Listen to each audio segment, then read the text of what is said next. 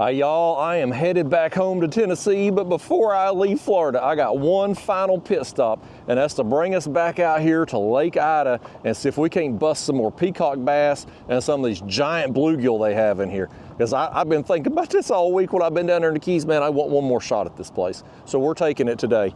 So I'm gonna start us right here on the upper end of the lake, Lake Ida here. It's a canal lake.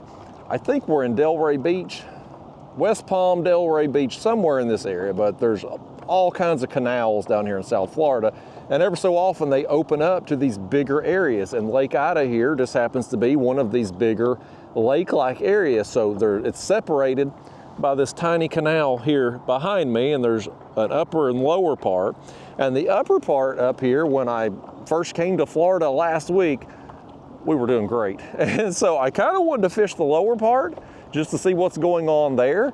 But the wind is up today, and the direction it's blowing, it's way more exposed down there on the lower lake. So we're gonna start up here, kind of make some casts with the spoon, see if we can bust some peacocks. We're gonna try to work these docks with the ultralight and a gulp minnow, see if we can score the big bluegill, maybe some big crappie. Got some of them last time I was out here too, and just cover some water. But it's afternoon hours, it's super cloudy, we may get rained on, so pack your rain gear, folks. I'm gonna get the camera in a chest here, and we're gonna get after it, buddy. My plan, we're gonna look at this right here. I was throwing this spoon down the ocean yesterday, and that thing's already started to rust. I hosed it off when I got back to where we're staying, but it's already rusting. But anyway, this is a sumo spoon. It's a small curved piece of metal with a hook. You got it on a 15 pound, or yeah, I think it's 15 pound fluorocarbon leader, because I was in the ocean there yesterday. I've got a ball bearing swivel and a 1/4 ounce worm weight here above it. And this is on a bass rod, just a 7 foot medium heavy action bass rod. And we're gonna make some casts through here.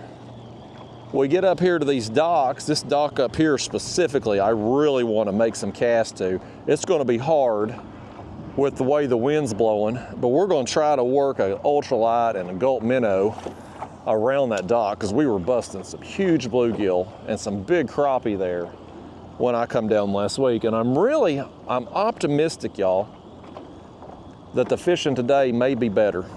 Because when I come down here last week on my way down to the Keys, Florida down here, South Florida, had just went through a cold front, and morning temps were in the low 50s. It was chilly for this area.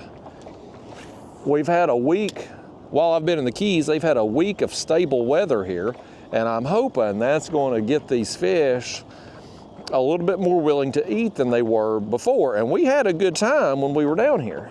I did anyway. I don't know if y'all did or not, but I had a good time. And so I'm hoping it's going to be even better today. But again, I'm on my way home, so I thought I'd stop by here. I'm gonna bring y'all with me for this final Florida trip. Raw and uncut, unedited. You're gonna see everything from right now until I roll out of here today. And probably gonna be about a 3 to 4 hour trip, because I think that's about how much daylight we have left. I got here, I think I rolled in the parking lot about 1:30 or so. We checked out of the place we were staying in the Keys. Well, I threw right over that dang bird. He don't give a crap. I checked out of the place in the Keys there where we were staying at 10. That was the latest we could stay. And so I dropped my girlfriend off at the airport. She's flying home. I'm driving back because I got the kayak and all my fishing gear and everything. And so after I dropped her off, I headed straight over here, man. I said, if this weather, if this rain, storms, whatever they got coming this evening will hold off a little while, I'm gonna get after it. And I looked at radar, it looks okay. It looks nasty out here, but the radar looked okay. There's some weather offshore right now, but here over the land, everything looks good for the time being. So I got my rain jacket if we need it, and we might need a middle finger too for these dang jet skis going by here. I'm filming this on a Saturday, And so there's a lot more people here today than what they was when I come down. I think the first day I fished here was Thursday of last week. So I've been in Florida a while, y'all, and I've loved every second of it. Well, every second that I ain't driving anyway. I've about convinced myself that the worst job on planet Earth is being a truck driver and having to drive through South Florida, because the interstates here are so confusing with where you got to turn. You can be doing 80 and these little sports cars will drive by you 100 plus miles an hour. I've been stressed just driving around. When we got down to the Keys and it's literally 2 lanes down through there and everything's calm and quiet and laid back, like I felt myself decompressing, y'all. And then we get back up here to the mainland, and especially when you get down there around the airport, and I can feel my stress level rising. I can feel my blood pressure going up. And I was thinking, like, golly bum, how do these truck drivers do it going into these places that are just awful to drive through? But they do it every day. They got more patience than I do. I'm gonna put us a gulp minnow on here. We're gonna have a real hard time fishing this dock with this gulp, but I have got to try it one more time and see if those fish are still here. I have to, folks. I have to. So I'm gonna put this gulp on. This is a 1-inch gulp minnow. And we're gonna put it on a jig head that's 1/64 ounce in weight with a number 8 hook. And I've got that on there just straight as I can get it. 2-pound test line, St. Croix Panfish Series, 6-foot long ultralight rod, Daiwa 1000 size Regal reel. Now let's get up here and see what we can do. We're gonna have to be on the downwind side, but last week, up under this dock in the front, we were busting these, I mean, just huge bluegill. Copper nose, they got copper nose in here. And they are amazing. I've got to try to get me some more of them before I go home, folks. I have to. I had a great time down there in the Keys with all them saltwater fish. Got me some sharks. But I love me some big bluegill, and I love me some peacock bass, and I got a chance at both of them here today. So there's places like this where we got these docks and places for fish to hide up and under and around. We're gonna throw the gulp when we can with the wind and all, depending on the wind direction, position, yada, yada, yada. In between these docks, we're gonna throw that spoon. Now, with the time of day, last week, I kind of noticed we were struggling to get peacocks at this hour. But as it got closer to sunset, the peacock bite picked up. And so I'm really curious to see if that pattern holds true today. If we get into the final hour or so of daylight out here, if the peacock bite ramps up again.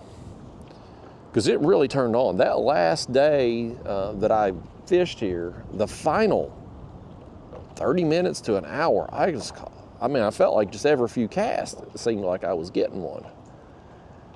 I think that's the most peacocks I've caught on a single trip. And most of them come in that final hour. So I'm curious to see if that holds true today as well, or if it was just a situation where maybe that cold front and the cooler morning temperatures just had them feeding in the late afternoon after it had warmed up. Could be. I don't know. I don't know enough about them. I haven't caught enough of them. I haven't fished down here in enough situations to really pattern anything or figure it out. There's a fish. Hey, we got us one. Let's see what this is. We got us one right here, buddy. This may be how we have to approach this dock, is get here downwind side of it. Oh, yes, it is. Oh, buddy, we got us one. We got us one. I want you to look at this. I love this. Oh my gosh, look. Yeah, easy, easy, easy. You devil, you sit right there and show yourself off. Look how tall he is. Some of these fish last week, y'all, were 4.5 inches tall. Over 9 inches long, over 4.5 inches tall. This one here, he's about 8.5, looks like. But I mean, probably 4 inches tall if we turn him sideways. I'm not going to do that. But I'll tell you what I am going to do right fast, folks. And I hope you'll bear with me on this. I've got my jimmy rigged makeshift camera mount up here. I want to set it up. I want to get me a picture with some of these bluegill today. Will y'all allow that? Let me put this thing up here. This thing, I built this on the fly last week after I lost my other one, which I got back, by the way. I was stopped back down there in the Everglades after I'd picked up my girlfriend from the airport on the way to the Keys, and I got my camera mount back. It was there laying on the road. Y'all got water on the lens there. Let me clean that off there. Okay, there you go. Let me set y'all up here. I want to hold this bluegill up and get me a picture or two, folks. Y'all don't be looking at my short pants there, my pant leg, perverts. Look at that, buddy. That's awesome. All right, let's let him go. We're gonna make some more casts up under this dock, folks. We're gonna have to hit it from the downwind side of it here to make it work. If we go out here in the front where I was getting them there last week, the wind is just it's gonna blow our line every which way. We're never gonna feel a bite. But I think we can hit it from the downwind side, make some casts, and hopefully get this jig where we want it to go. Y'all wave at that bird right there. He's got something to tell you. Lord almighty, how many people can they fit in one little tiny boat right there? There's like 4 or 5 guys right there. They're gonna sink that thing. Yeah, but y'all, I had to make this jimmy rigged camera mount in the Best Buy parking lot down here last week because I had left my other mount just laying on the ground down there on the Everglades. And so that's a ram ball to a selfie stick with a piece of PVC zip tied to the top that I can stick my camera down into, get me a picture. I'll use my other camera. That works pretty good like that. I may leave, I had one hit me. I may end up leaving that on this kayak actually. But I was super thankful my other one was still there, laying on the ground. Because that particular mount was a Scotty panfish mount, the larger size. They still make the smaller ones, but the larger size they don't make anymore.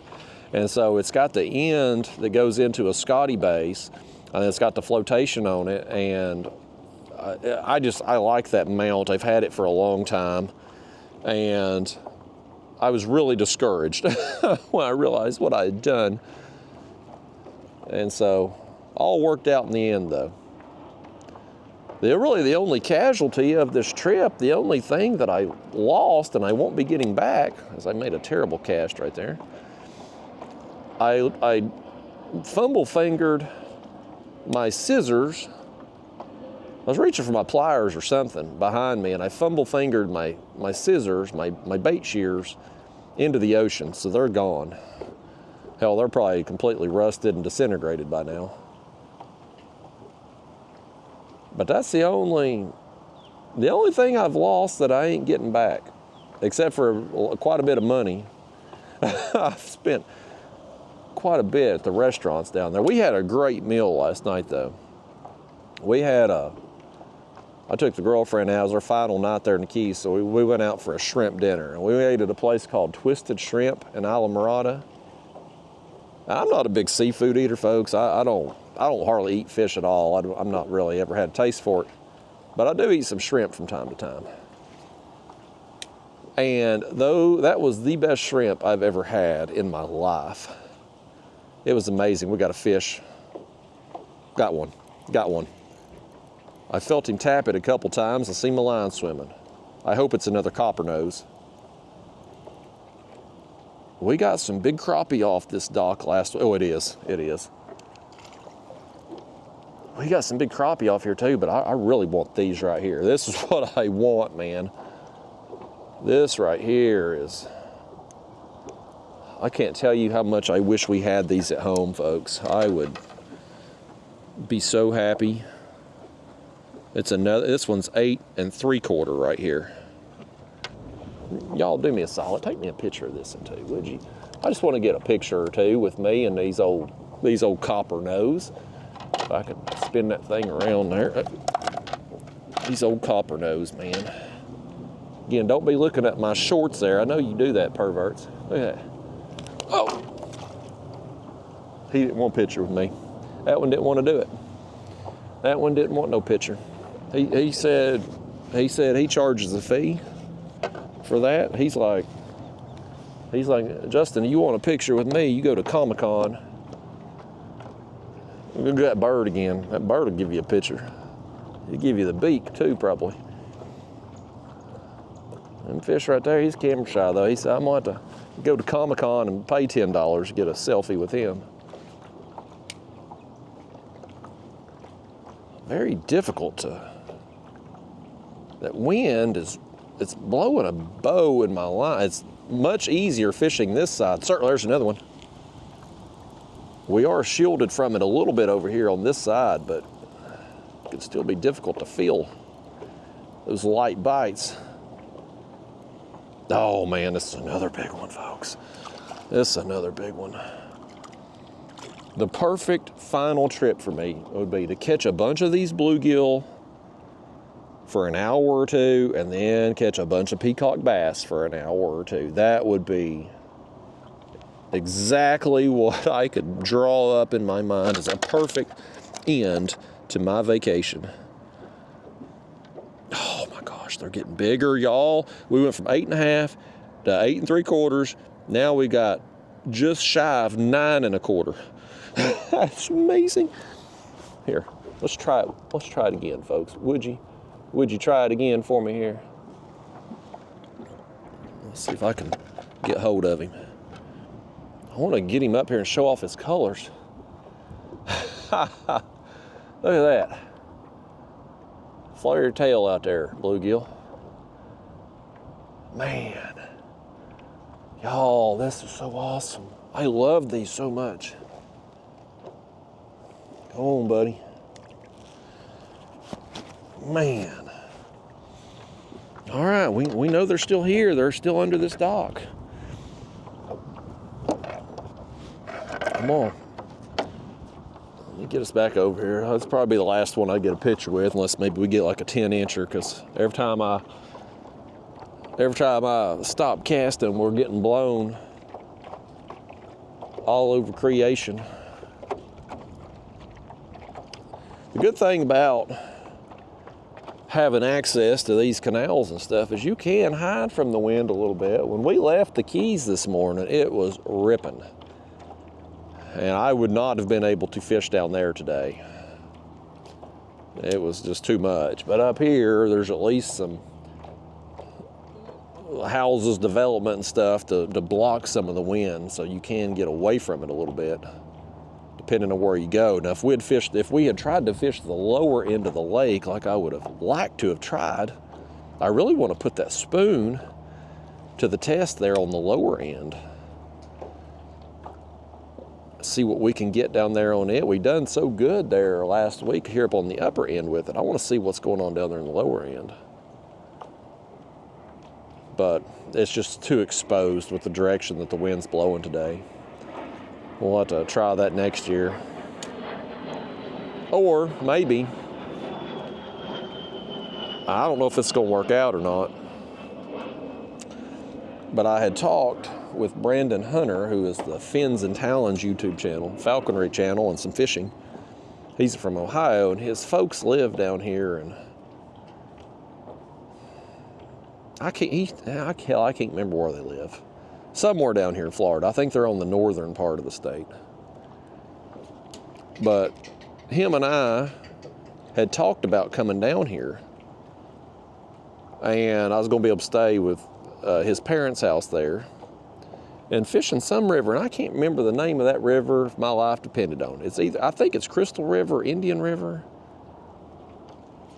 I could be totally wrong too, but it's apparently got some tarpon in it, allegedly. And we thought we might try that river. And I thought, well, if I come down here and we get on them tarpon or whatever in that river, great. If not, and I'm already this far down in Florida, maybe I'd just come on down farther south for a couple days. So I may end up back here again in January, potentially. We'll see if things work out. But I've had an amazing trip down here this time. The weather, it was a little windy early on in the trip, but toward the end of the week, the last 3 days I fished, the wind and weather was perfect. It was mid-70s all week. And today is really the first really cloudy day we've had. All week long it's been sunny, no rain, no storms. I couldn't have asked for a better trip. I couldn't have asked for it. So, and for what I'm going home to, by gosh, it's supposed to be high of like 40 tomorrow. I looked at the weather this morning at home, it was 20-something degrees. So I'm gonna have a shock to the system. I'm probably gonna take a few days off from fishing when I get back and let my body adjust to the cold again. We got two knuckleheads over here. I ain't old enough to be in that boat. They out here wakeboarding in a damn canal.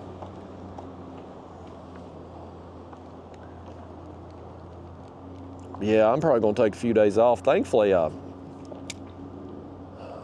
didn't come down here with the intention of filming as much as I did. I wanted some kind of off-camera me-time fishing. But hell, I've filmed. This video here will make 8 videos in the last 10 days. Here we go. So I've documented most of everything that I've done down here on this trip, fishing-wise anyway. Looky here, that's another one. Oh my gosh, that's another one, folks. Oh, he's tore up the gulp right there. That's worth it though. It's worth it to get us another gulp. Come here, buddy. Let me just, curiosity speaking. Hey now, hey. You little something I don't want to say on camera now. Calm it down.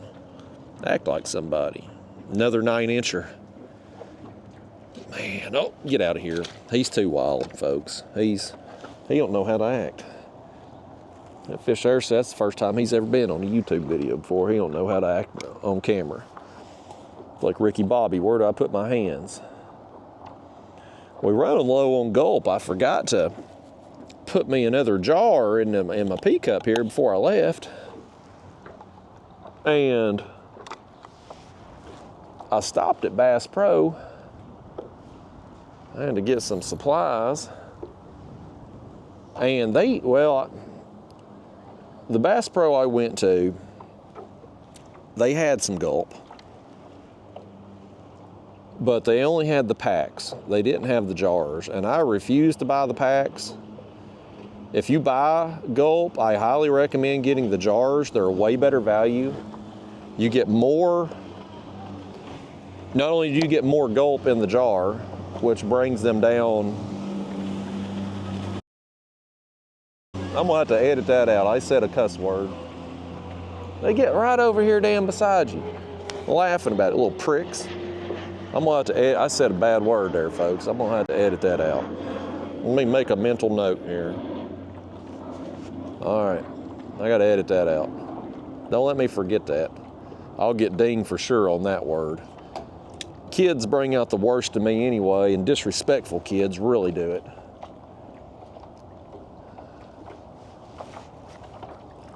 Them kids, they shouldn't be doing no damn wakeboard down here. These jet skis run up and down these canals 80 miles an hour. As small as this lake is, there ought to be a horsepower restriction. People shouldn't be out here. And then kids shouldn't be doing that anyway. They're too damn young to be out here running boats on their own. There's that bird going crazy behind us.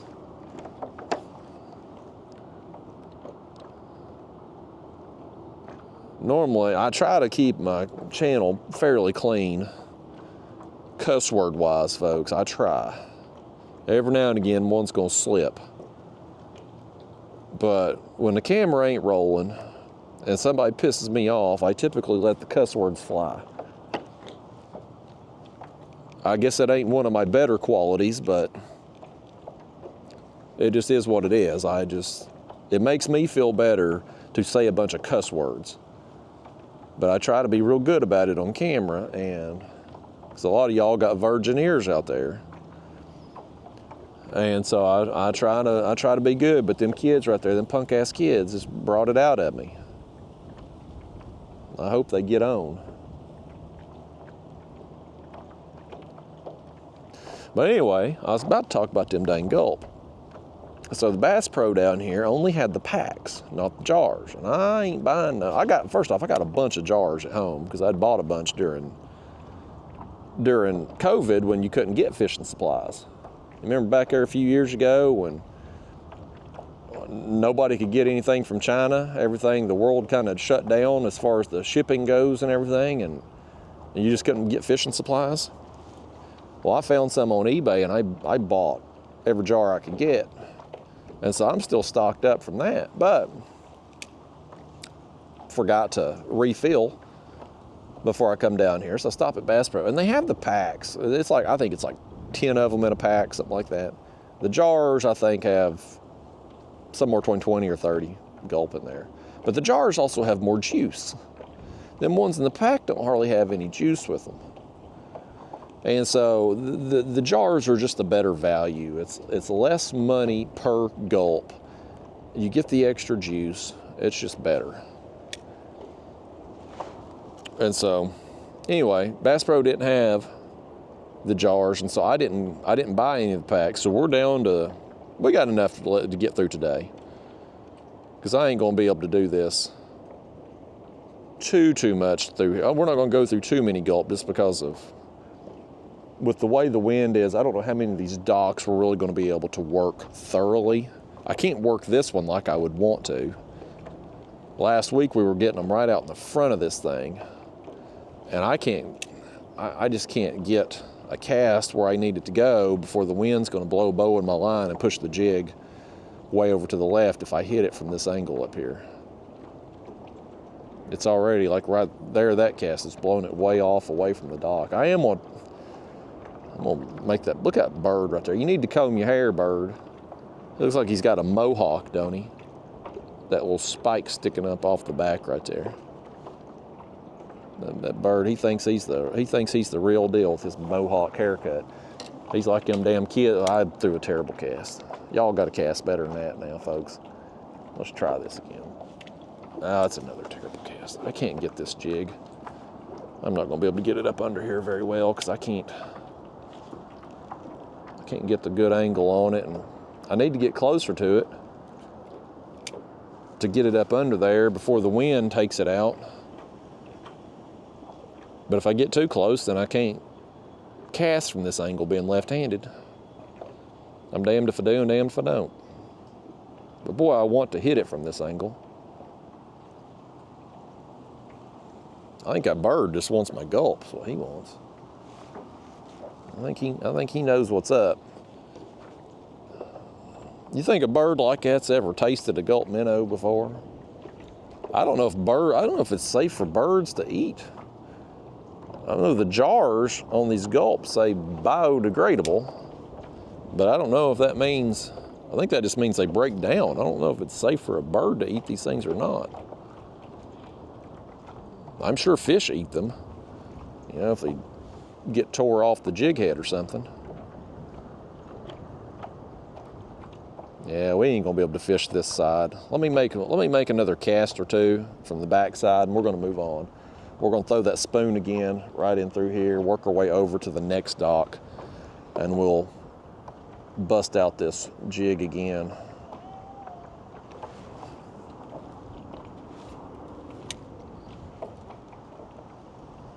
bird's watching my every move, buddy. The one over there on that dock is too. I don't know what kind of bird either one of them are, but I don't know if they know what kind of bird they are. All right, that was a decent cast right there as we get blown back. See if I can give it a little slack, let it fall down. Don't know how deep it is right here at this dock. I don't have a graph. At least I'm not on this kayak anyway. I have fished all week long down there in the Keys and here on Lake Ida, and I've caught a bunch of fish. I've had a damn good time, and I've done it with no electronics, no motor. It's been nice. No batteries to plug in and charge. Nothing, no fear of something breaking down, malfunctioning, corroding, none of that. It's been real nice. Just kind of getting back to some simple fishing. And it's been very effective, very fun and very effective. All right, let's move along here. I think we've done about all we're gonna do. Let me make one more cast right there. Try to let that wind push it. Oh, it pushed my line over the edge of the dock. Dadgummit. Well, so much for that. I thought I'd cast on the other side of that dock and it would blow the... We may try that again. The wind may blow my line and push my jig up under the dock from this side, potentially. Potentially, anyway. We'll see. We'll see if it works out. If it don't, we tried. My gosh, it did. We got one. Oh, he's gonna run. I love these. Man, that's another big one. That's another big one right there, man. I love this so much. I love it down here, y'all. I don't know if I would love it if I lived down here all the time and had to fight traffic every day, but boy, just coming down for a little while at a time, it's so, oh boy, here we go. This one's just shy of 9.5. Look at the purple on there too. This beautiful fish. Beautiful fish right there. I love this. Okay, we can just turn back around. The wind's done swept us down. I gotta make a mental note to edit that cuss word out. It was 24 minutes and something when I cussed it. When the kids brought the dirty word for fornicate out of me. Disrespectful kids will do it every time. And it ain't the kids. I don't blame the kids as much as I do the parents. Parenting in 2024 is just awful. And kids, they learn from their parents, and I blame the parents. But either way, regardless of who is truly at fault, they've brought out the bad in me, but I'm still going to have a good day out here today, folks. Me and you both. We're going to have us a good day. We're going to catch a bunch of fish. We're going to have a good time. And we're going to go back to Tennessee probably tomorrow, I guess. If I fish out here till dark and I drive for 4 or 5 hours tonight till I get tired, I probably still won't make it out of the state of Florida. Probably still be in Florida tonight. I figured I'd drive part of the way tonight and the rest of the way in the morning. I got to get home, though, in a reasonable hour tomorrow, because if I don't, I'm going to be off schedule on my videos. I need my first Florida video to upload tomorrow. So I got to get home to reasonable hour. Oh, fish. I was starting to reel it in. He got it. I saw some white on that. Okay, that's in the bluegill. I thought that might have been a crappie for a second.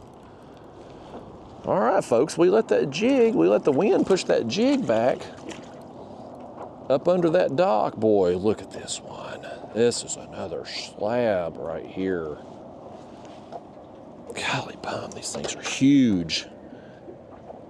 No, easy.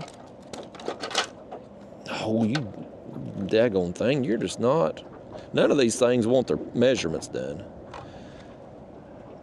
Yeah, oh, you know, we'll get out of here. He's 9.5 inches. He's 9.5 inches, but he don't want nothing of this board. He still don't. Get out. Yo, bluegill. Yo, copper-nosed bluegill, you get out of there. Let me wash my hands off. He got his slime all over me right there. I'm so impressed with these bluegill down here. This is such a good bluegill fishery. And well, I can't say I'm amazed that people don't fish for them here. I really can't, because there's so many other species of fish in Lake Ida here to fish for, with the peacock bass, the clown knife fish, the other exotic species, aquarium fish and whatnot. Like, for most people down here, bluegill ain't gonna tickle their fancy. But I love me some bluegill, and I especially love me some big bluegill.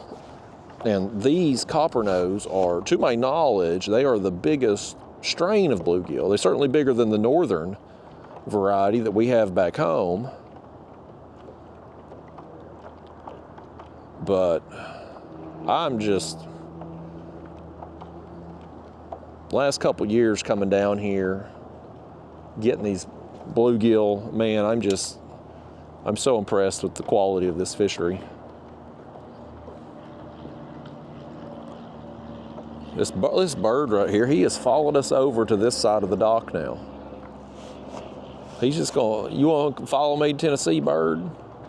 You gonna be cold. You are, you gonna be cold when we get back to my house tomorrow.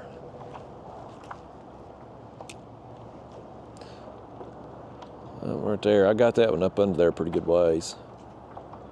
If we could sit, the wind's gonna keep blowing us up here on it, but if we could sit here and really thoroughly work this dock and get this jig where we want, I'm gonna throw one back here kind of closer to shore.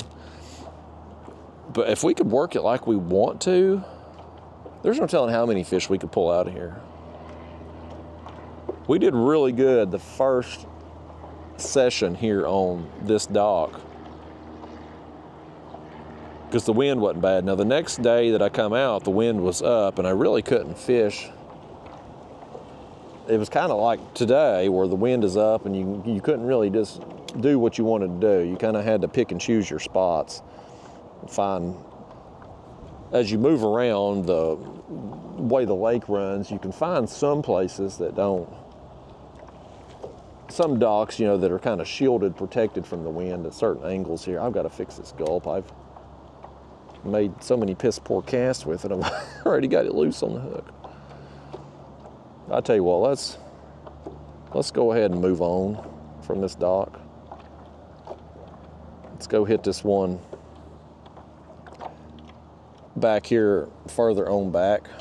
And this is the bluegill. They flung water up all over the screen. No, y'all still look good. Y'all still looking pretty as ever. I'm looking prettier now that I got me a little bit more of a tan. My arms are still white as I had long sleeves on all week. My feet are certainly darker than my legs. I always wear pants, but I'm out here in shorts today, folks. I'm out of clothes. I'm actually wearing the underwear I've got on now. This is my third time wearing them.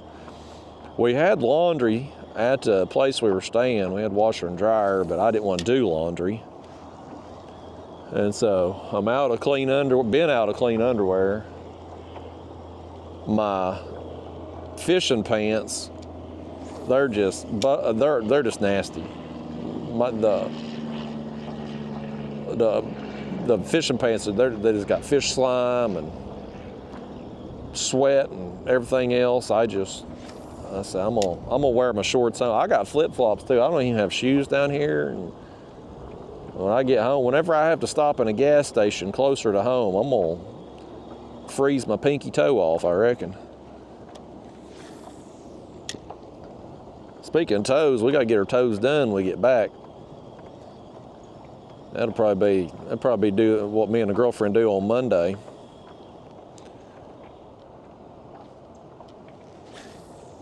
We go to them Asian spas back home. We got one back home. There's an old woman in there, and she really does my toes right. She takes a lot of time on my feet. And I've come to really enjoy that. I didn't like it at first. I went to an Asian spa at first as a joke. I got kind of goaded into it by my parents because they go to the Asian spa and get their toes done because they can't bend over and cut their own toenails no more. And so they go, and I've been giving them hell for a long time about it, and my mom got me a gift certificate to one of them Asian spas back months ago for my birthday, and that's how that all got started. Now I'm kind of hooked on it. But we're gonna go do that, and Monday get myself adapted to the real world again. I did get an update on my trailer, which I need to haul the new Bonafide kayak.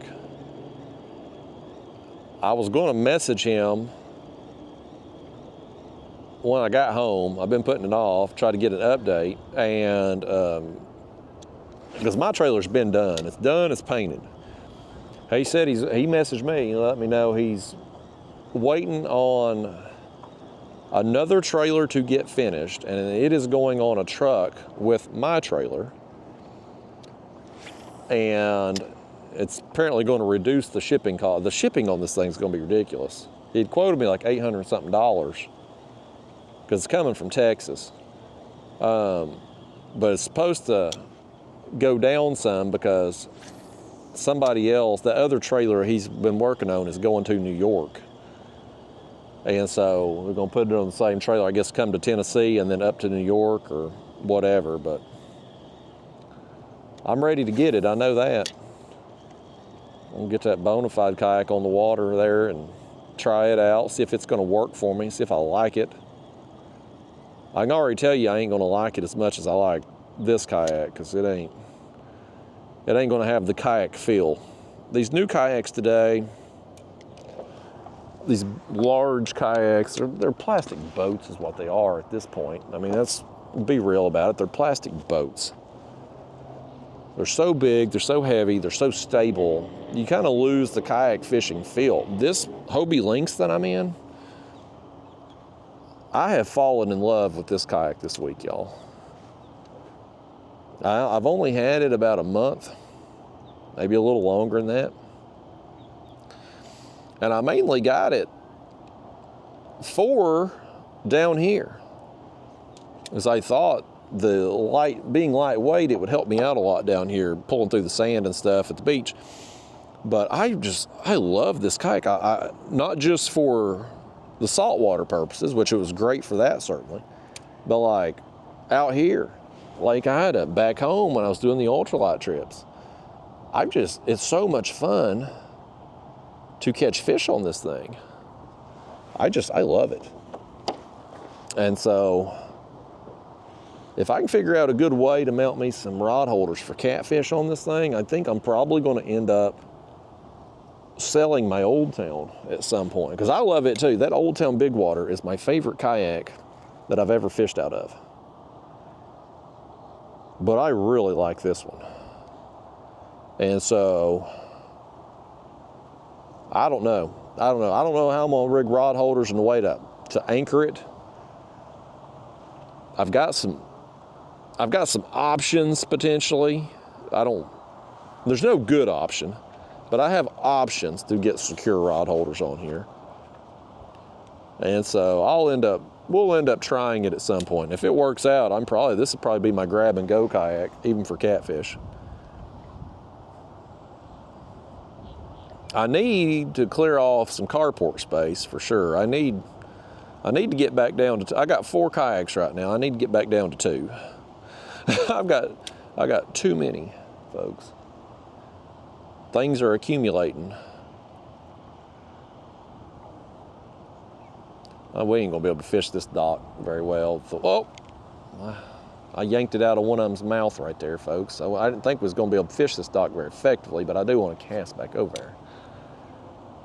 Because that fish there that hit it was out from that dock.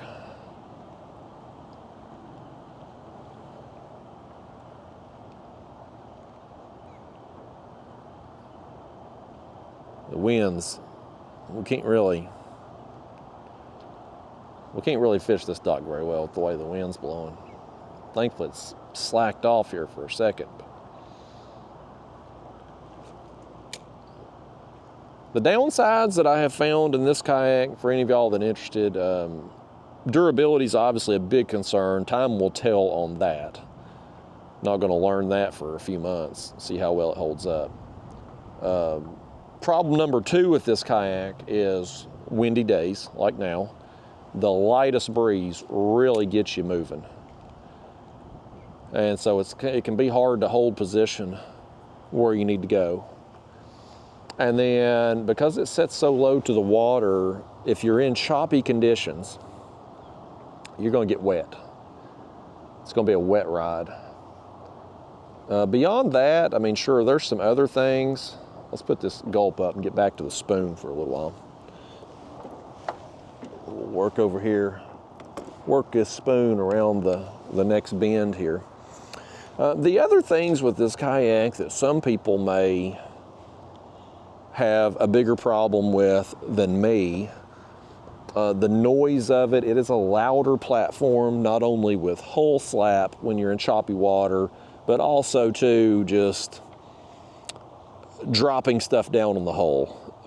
If you put your gear down, pliers down, whatever, it is louder with this hull material. Storage space, minimal. There's no internal storage, which is great for what I want it for, because I want to be able to take it out in the ocean and this thing's unsinkable. But because you don't have hatches and internal storage in the kayak, it does limit where you can put stuff. And so you're pretty much limited to what you can put on top of the floor here, on top of the deck. And so if you're the type of person that likes to carry a lot of gear, may not be a good option for you. Weight capacity might be an issue for some of you as well. I don't know what the weight capacity is, but off the top of my head, I think it's 350, maybe 400 pounds. It's definitely lighter than most fishing kayaks on the market today. Because it is only 11 feet long. And oh, fish. Got one on the spoon, first one on the spoon here. Let's see what we got. He didn't come up jumping. Oh, he did come up and jump then. That was a largemouth. Wrong species of bass. I'm glad he shook off. We didn't want to land him no way. Tell them largemouth, leave us alone. We're looking for peacocks.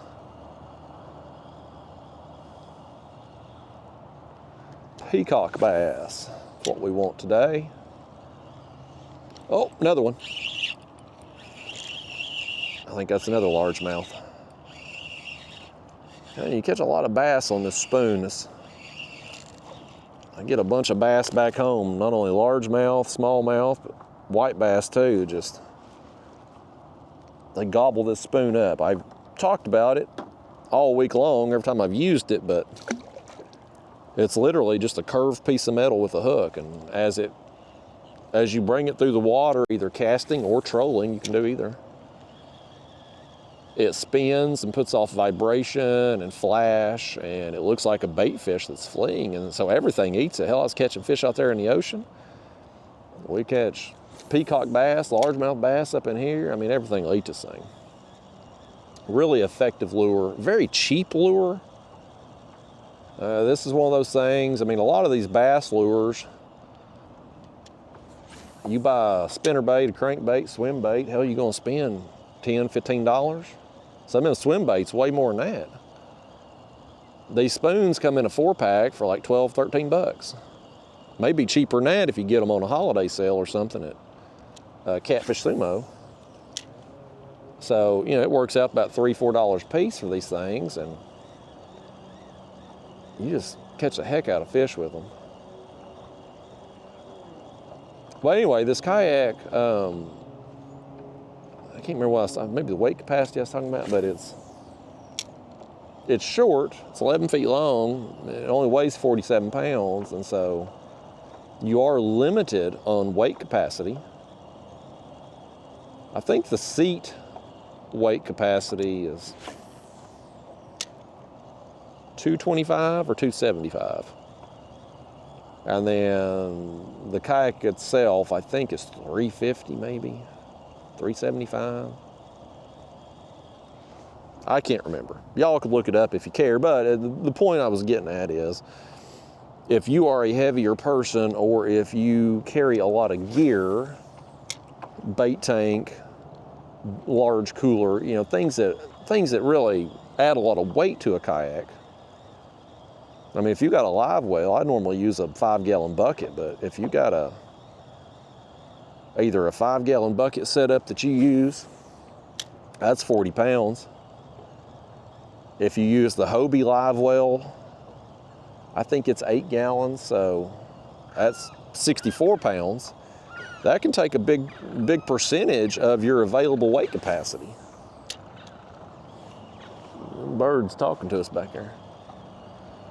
So, you know, again, it just depends. But for me, I want 2 kayaks. I want one that's able to do everything. That I can put all the gadgets on, the motor, the graphs, be able to throw cast net, be able to fish rough water, big waves and all that. If I go somewhere in catfish tournament and we got foul conditions or something, I want one kayak like that. And then I want one kayak that's a grab and go, I call it, type. Very simple, minimal setup, no graph, you know, just come out, a couple fishing rods, be able to launch it anywhere I need to, even if I don't have a ramp or something like that. So this kayak has exceeded all of my expectations thus far. I wish I had thought about getting one of these for the last couple years, and I kept holding off. And I ended up, I talked myself into it last month, mainly because I knew I was coming down here to Florida, and I didn't want to have to pull a trailer. I wanted to be able just something to throw in the back of the truck, and this kayak's so light it's easy to do. And so I looked around online and I found this one on Marketplace. It was used, had barely been used. A fella, he actually had 2 of them. He had one for him and he had one for his kid. And he said, you know how it is. You buy something for your significant other, your wife, your girlfriend, wife, and your kid, and best of intentions that they're going to take it out and use it, and y'all going to go fishing together, kumbaya, and then reality sets in and they never go. And so now you got 2 kayaks and taking up a lot of space and just ain't getting used. So he sold it, and I saved $1,400 by buying it used. The money I saved on this kayak basically paid for most of my trip down here to the Keys, because our week stay in the Keys was $1,000 for the place we stayed at. I'd rented somebody's timeshare at a resort there, and so that was $1,000. Now I had some hotel expenses because I'd come down early and fished around up here on the mainland a little bit, and of course gas and food is a huge expense on a trip like this. But I mean, the savings I got by buying this kayak used paid for most of this Florida vacation. So it really worked out. This has been an awesome vacation. Now, my friend Elias, the Elias V Fishing YouTube channel, he was getting to that same resort there today when I'm leaving. And boy, the wind forecast for him, like I said, the wind this week for us, it was up for a few days more than I would have liked it to have been, but it was manageable overall. For the most part, we had really good wind to deal with. Boy, Elias is going to get pounded this coming week. They're talking 25, 30 miles an hour damn near every day. So I don't know how much fishing he's going to get to do, but he's down here for like a month. And so he's going to have plenty of time to get out there, but his first week's going to be a little questionable. Elias was the one, I had come down and fished with him a couple years ago. He had invited me to stay with him. Him and his wife have, I believe they have 2 weeks, 2 consecutive weeks there at that resort. And I guess his wife's family has done Christmas there forever. And so they have a couple weeks there. And so he had gotten an extra week and was going to come down and fish a little bit before she got there. And he had invited me down, and so I'd come down with him, and I fell in love with that place too. And so the last couple years, I've come down with my girlfriend. It's her birthday's November 24th, and so it usually falls around Thanksgiving, although this year Thanksgiving was later. But we could come down here, celebrate her birthday. She don't have to take much vacation time from work because she's already getting Thursday and Friday off for Thanksgiving week anyway, and so it just works out.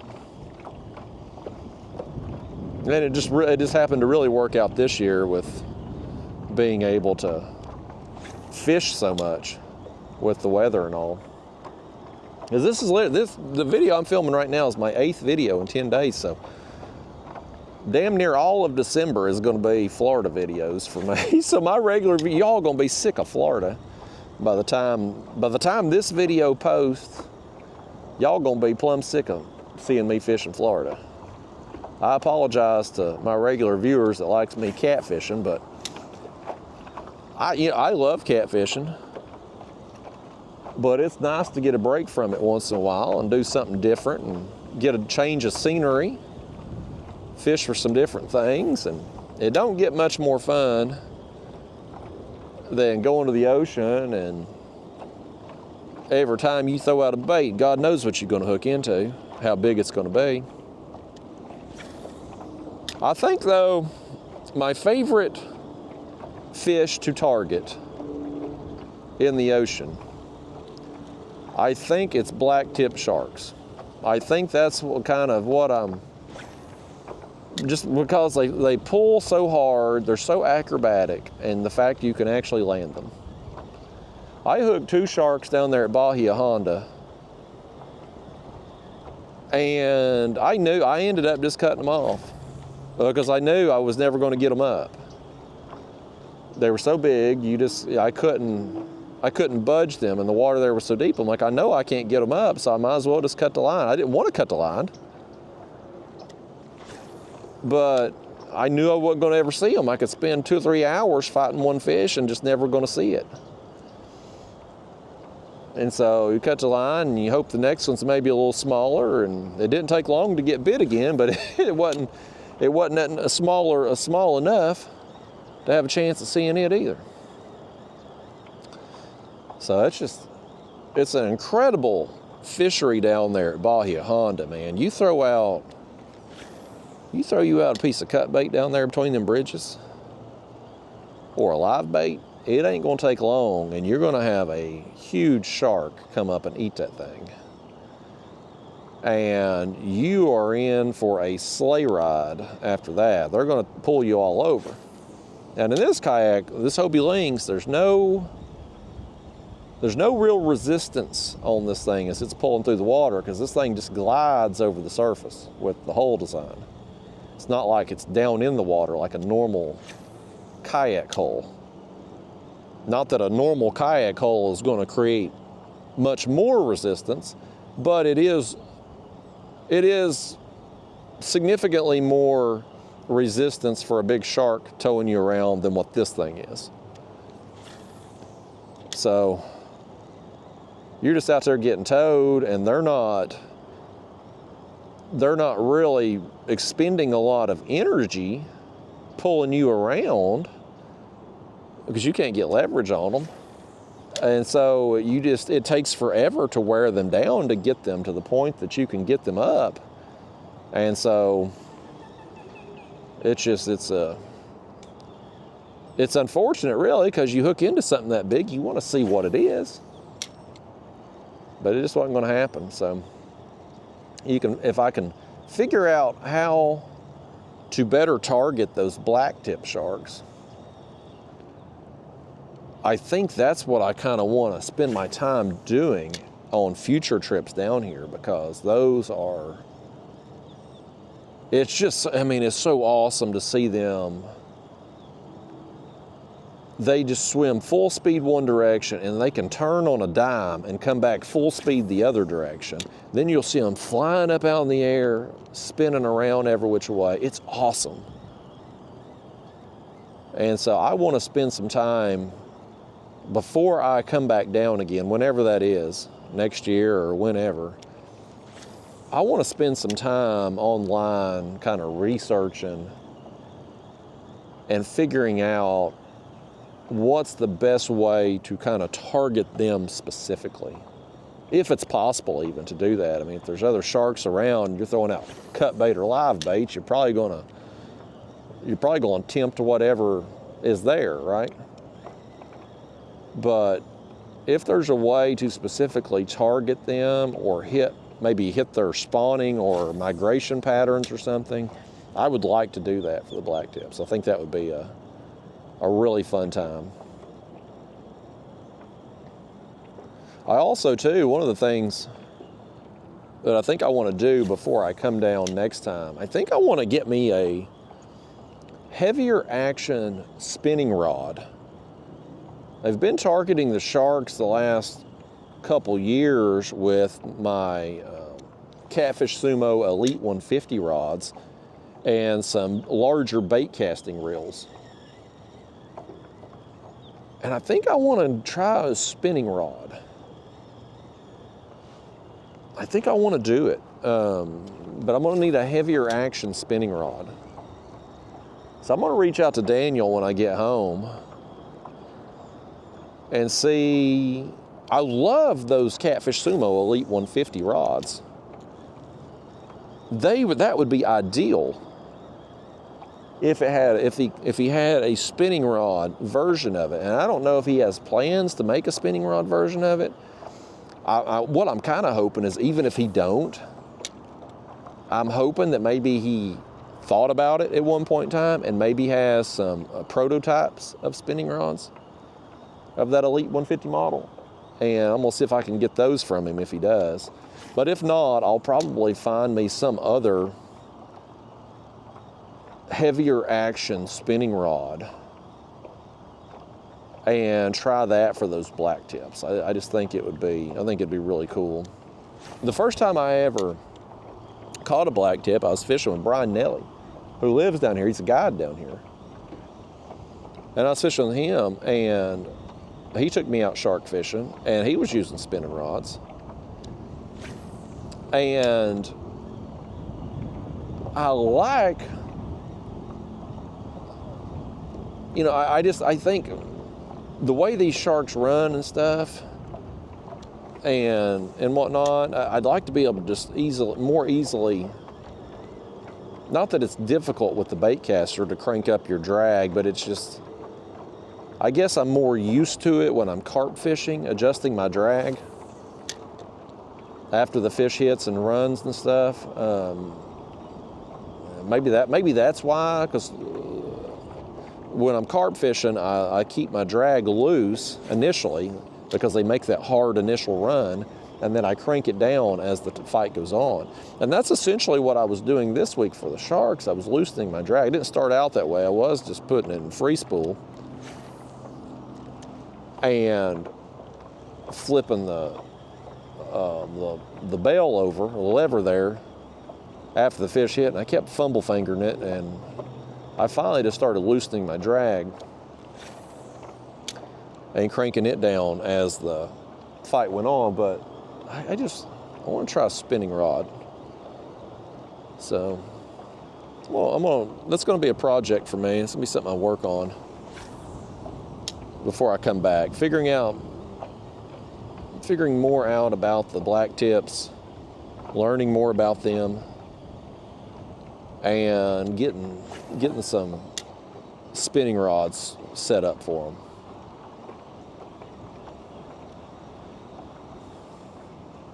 On a positive note, though, last year, before I come down, I made me some leaders that I had crimped myself. And with the exception of one that my crimp come loose, I guess I just didn't do it good. All the other leaders, all the other sharks I hooked, all the other ones I hooked did well with those leaders. I had no issues with them. So at least that went right for me. I think we're going to throw the gulp over here at this next corner. This next corner over here, I think we're going to have a little bit of a wind break. We're going to be able to do it. I'm just going to throw this spoon until we get to some kind of slack wind areas, and then we'll bust out that gulp. That's going to be our plan today. I don't know how many fish we're going to catch, if any, as far as peacocks go, on this spoon until it gets later in the afternoon. I really think we're on to a pattern with that. The fact that the bite picked up right before sunset, both of those days that I fished here last week. And we're definitely going to focus on that canal where I got the most action too, as we work our way around. I'm definitely going to hit that canal, because there was so many fish there in that final 30 minutes to an hour of daylight. I got to hit it again, man.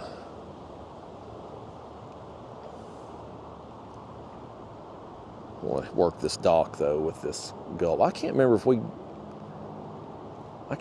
done any good with the gulp on this dock or not, but the way the wind is blowing, we're kind of shielded right here, so we definitely got an opportunity to make some cast and get our jig where we want it right here. So we got to take advantage. If there's bluegill under this dock, I want to get them. And we may get something else too. Oh, it's very possible we could hook peacock. It's possible we could hook some other kind of exotic. You just never know.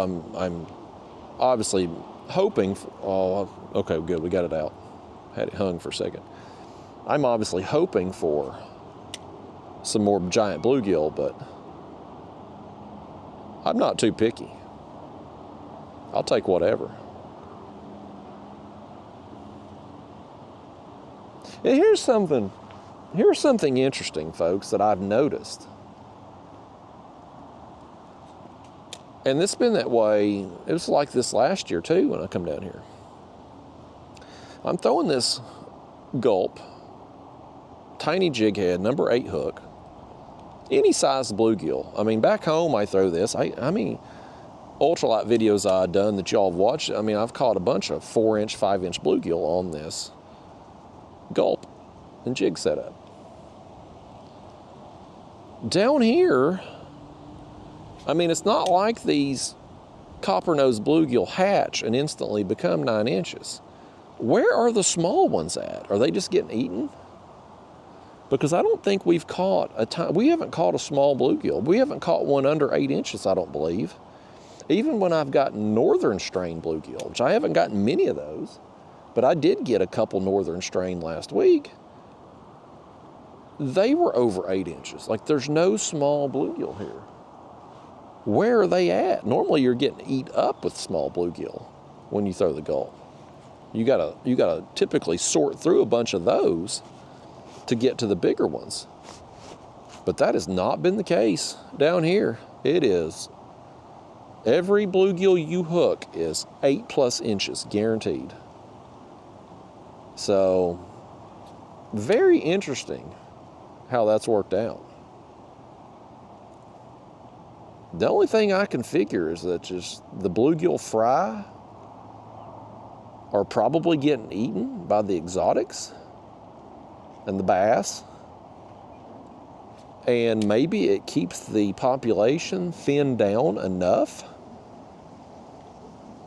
that it allows the fish that do survive, allows them to grow and get a little bigger. Because if you've got too many small fish, it'll stunt them.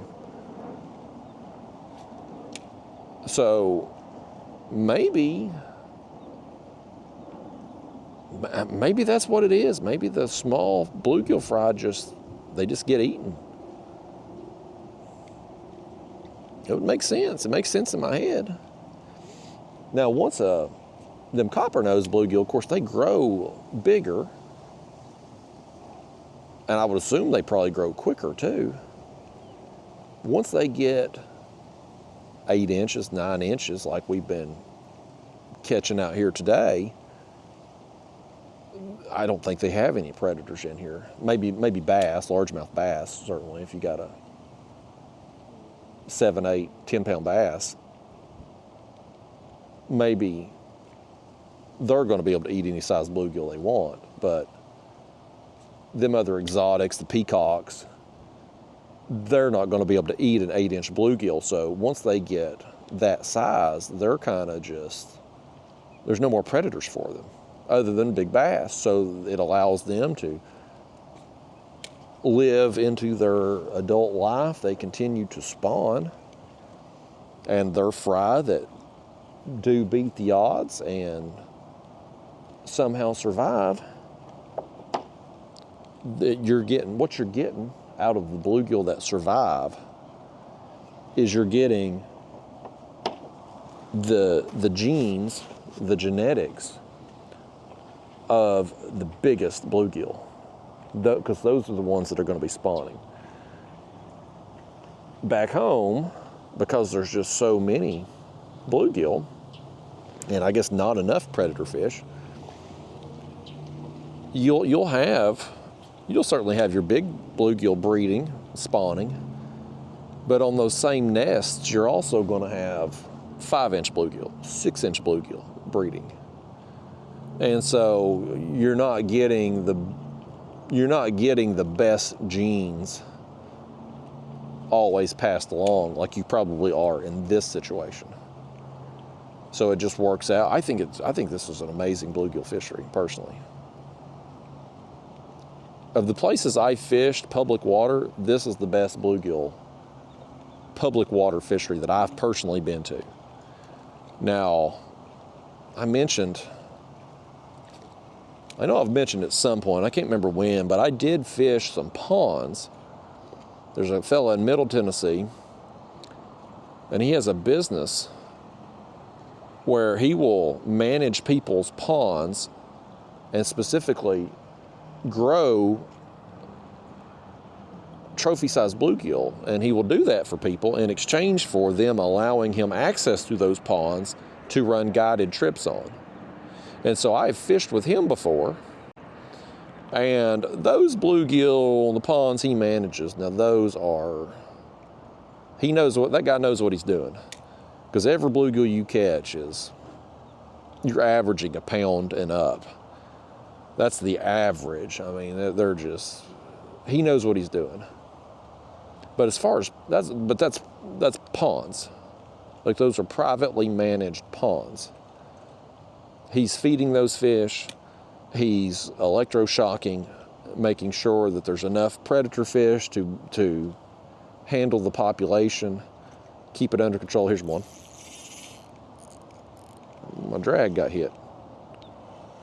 We got it now, though. Let's see what this is. Well, we ain't gonna see what it is because I done lost it. Something happened to my drag. I must have hit my drag or something. I didn't get a good hook set on him because my drag was nothing. We're still protected from the wind right here, so we'll slow down and make a few more casts if we can. But yeah, that guy, I mean, he knows his stuff. He knows for the size of the pond how much food he needs to feed them per day. He's got the electroshock gear. He knows how many fish needs to be pulled out, what size needs to be pulled out. He knows how many bass he needs to put in to eat those bluegill. And I think, if memory serves me, he was taking out the larger bass too, because the smaller ones, I guess, you can have more smaller ones or something. I don't know. Again, it's been a long time, and he's the expert, not me. But there was a method to his madness, and it worked, man. Every fish that you hooked was very big. I mean, it was amazing. But as far as public water goes, most of the time, the public water places I fish, if you get an 8-inch bluegill, you've done something. Like that's a good fish on public water. There's one lake back home that I do pretty good on bluegill. I get better quality there than some other places. But still, I mean, if I get an 8-incher, and I'm going to get 8-inchers there more frequently than other places I fish back home, but still, you've done something. And if you get one that's 9 plus, like, I'm only going to get a handful of that size per year. It's just not going to be a common catch. Back home, anyway, on public water.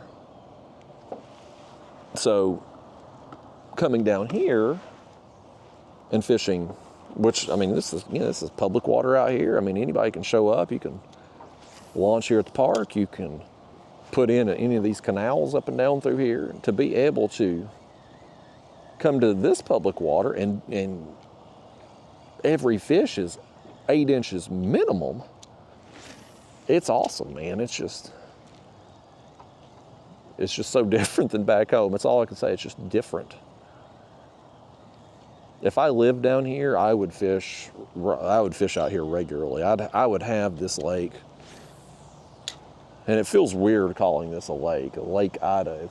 Because it's so small. But if I fish down here regularly, I would have this place dialed in, man. I would know where I could go and when. You give me a year down here fishing regularly, I'd be able to tell you where they bed, where they nest, where they go afterwards, which docks hold what. Like, I'd have this place dialed in. I'd have it figured out. But it just takes time to do that. It's hard to roll into town, fish a few hours, and learn much on one trip. Now, this time I fished it. This is my third session on here, so I've kind of figured out, I mean, last week we kind of figured out which docks were kind of holding the best quality fish. That one canal up here had the most peacocks in it, what time of day they were biting. We learned a lot in a short time, but it does take time. You can't just, it's hard to just show up somewhere and wing it and be an expert before you leave on a particular day. But if I keep coming down here, and I hope to keep making at least a once a year pilgrimage down here to Florida. I keep doing it, in a few years I'll have things. I'll have a lot more knowledge than what I do now. I think we're going to be able to fish this dock up here with the gulp too. We're really shielded from the wind right here. This has really worked out. I want to make another cast here in front of this dock though with the spoon, just to see what will happen. This canal up here we're getting ready to go into though, I think that's going to be our ticket for the peacocks if they're biting today. which I don't know where we at on this video. Where we at on time? I know I had 3 or 4 hours of daylight left, so we're about almost an hour and a half in. So it's probably about another hour away from being around the same time period where the Peacock started last week, when they started, kind of the bite started picking up.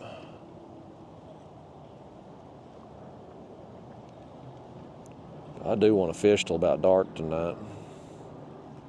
Just soak it all in, man. Last day in Florida. It was sad saying goodbye down there. The week flew by. I mean, it don't even feel like the trip started yet. I mean, I feel it in my butt and my legs because I've pedaled so much, but as far as like in my mind, it feels like, it don't feel like it's been a week.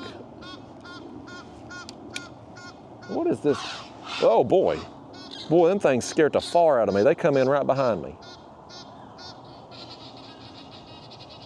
Boy, they're upset with something too, ain't they? They got a mouthful to say. Them things come in right over my shoulder behind me, scared the far out of me. I didn't know they was coming. Dang old birds. Yeah, but I am feeling it in my butt and my legs. I was worried pedaling this Hobie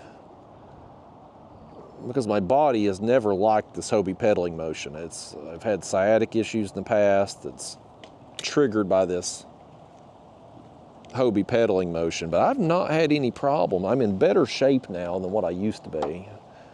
I do a regimen every day of core strength exercises and stretches and so and various other exercises too. Like I'm very diligent about it. And so I'm in much better physical condition than I used to be. And I think that's probably helped a lot with not only helping me as far as being able to sit in the kayak for as many hours as I do oftentimes in a week, but I certainly can't do 10, 12-hour days like I used to. But I still log a lot of hours over the course of most weeks, and I certainly have this week, even though my trips this week have been 4 or 5 hours usually, about the same as what I do back home. I've been on the water every day except last Saturday.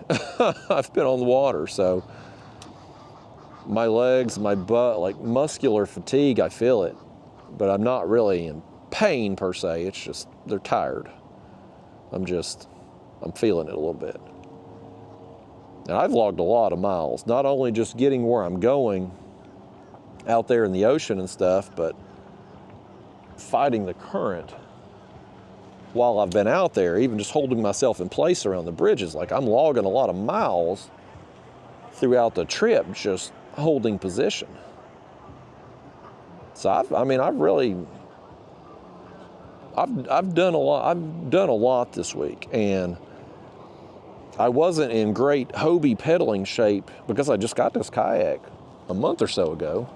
I wasn't exactly in Hobie pedaling shape. Now my Old Town kayak with the bicycle style, I do that so much that I kind of just stay in good shape with it. I can go hours pedaling it and still feel good afterwards, not really be tired.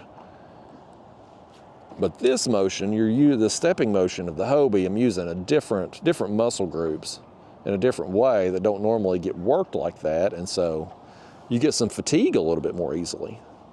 Now I will eventually get myself, as long as I can pedal this kayak without having sciatic issues, I will get myself in shape pretty quickly with this thing. As far as, Hobie pedaling shape anyway. I'll get there quick. Hell, this week here is going a long way toward getting me there. But it takes time. Like everything else, it takes time. And so I do think I'll be fishing out of this kayak more. Now, when I get back home and it's cold, I don't know how much I'll be in, because you get so wet in this kayak in choppy conditions. I don't know how much I'll be using it in the winter, but definitely bait runs, ultralight trips, for sure. I'll be using it for that maybe in the winter, but definitely spring and summer months, fall months, definitely ultralight trips, bait runs. There's some places, oh, I thought I had a fish.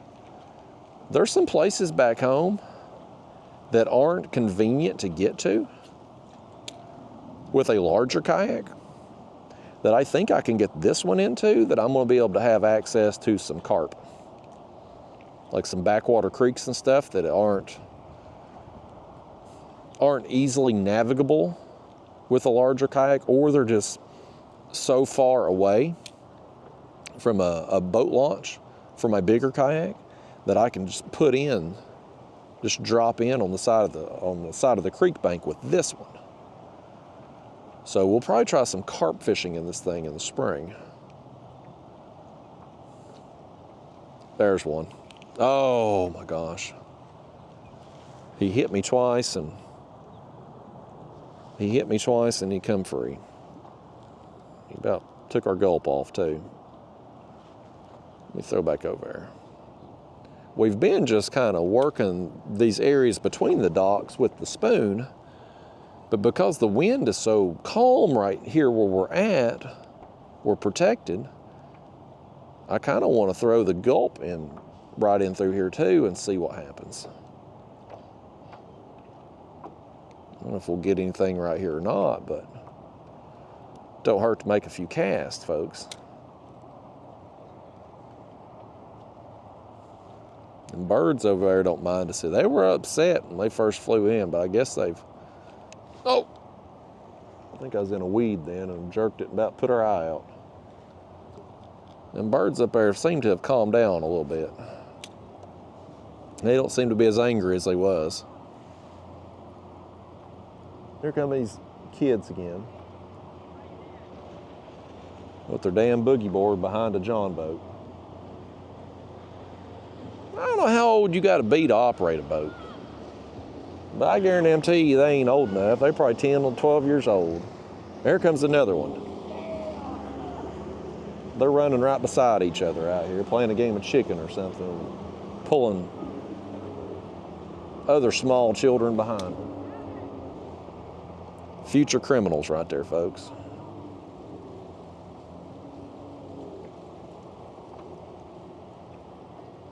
In the meantime, though, while they're out there acting stupid, we're going to sit over here and try to catch us some fish.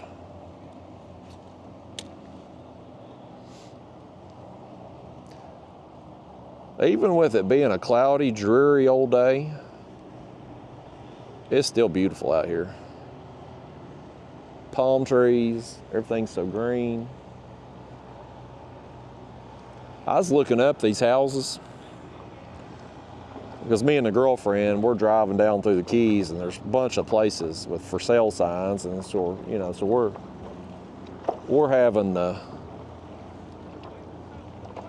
fairy tale dream conversation of having a house down here or something. It never come to reality, but fun to imagine and whatnot.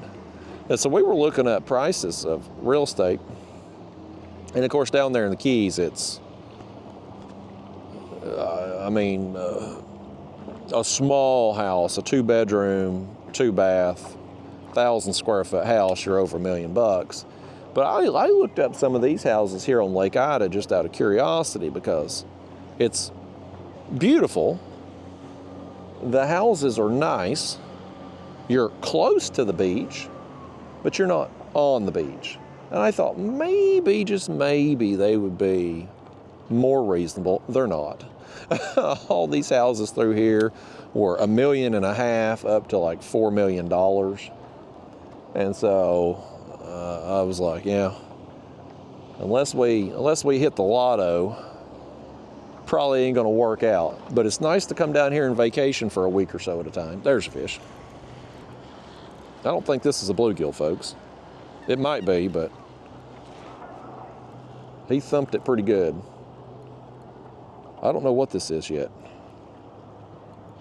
I can't see down that dirty water. What is that? Oh, it is a bluegill. Oh, it's a northern strain. That's a northern strain, folks. Wow, look, see what I'm talking about? Northern strain bluegill. Northern strain bluegill right here. And he's a slab. I mean, this is, look how thick he is. Folks, I don't catch northern strain bluegill this size back home, ever. I don't get them back home like this. Not on public water. Let's throw him on the board. I mean, he's so thick. You lay right there and be good. 9 inches. 9 inches. I think that's a northern strain. He don't look like the other copper nose. Look at that, man. That is awesome. These kids are just out here doing laps, just being a nuisance. They're way too damn young to be out here on their own. I know I'm the old man yelling at the clouds right now. I know what I sound like. I know exactly what I sound like. I sound like the person that I never wanted to get old enough to be. But here I am. And these kids today, they ain't got a lick of sense. And their parents ought to know what the hell they're doing. If you can't drive a car until you're 16, you oughtn't to be able to drive a boat either. Look at them. There's 3 boats right here in this tiny ass canal, and that's over there where we're wanting to peacock fish too. And they're running their little boards or whatever up and down here with each other. Idiots.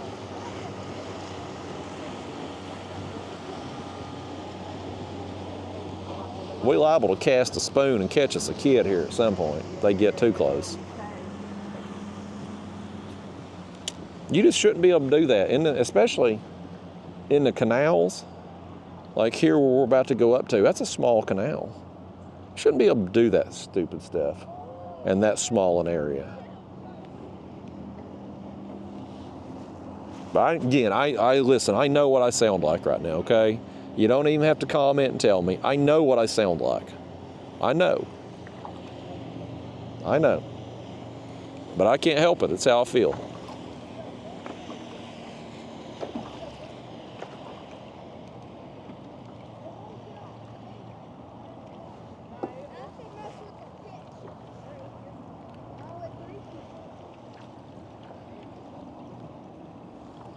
"12, 13 years old at the most."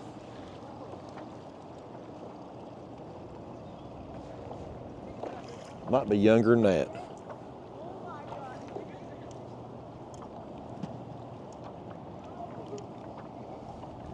They got foul mouth on them though.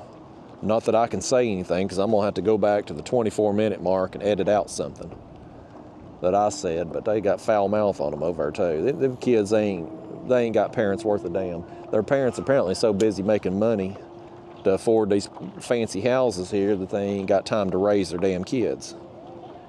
And they're out here running wild, raising themselves and being little pests, being nuisances out here.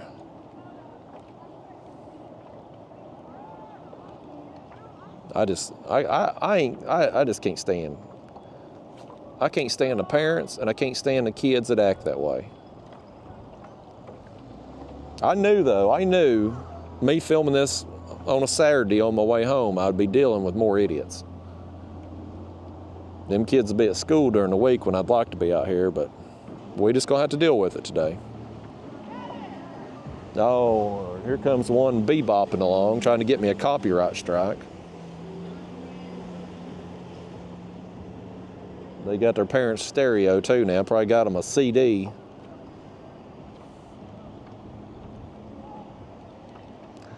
We're getting over here now with the wind. It's gonna be harder. I'm gonna fish this dock here with the gulp.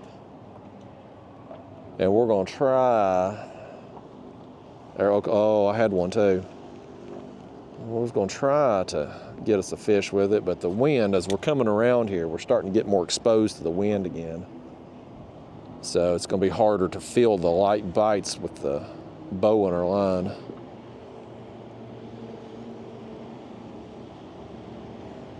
I do want to make some casts up under this dock because it comes out a good ways. I don't know how deep it is, but it comes out a good ways. The good thing about throwing this gulp or the spoon, either one, is you can take a stretch of shoreline. And that's all we're doing here. We're beating the banks. But you can take a stretch and you fish for 2, 3, 4, 5 hours. You can cover a lot of water and find you some fish over the course of time. Because, I mean, if you throw either one of these lures for any length of time, you're going to get some fish. That may not be what you want or the size you want, but you're going to catch some. I got one right here.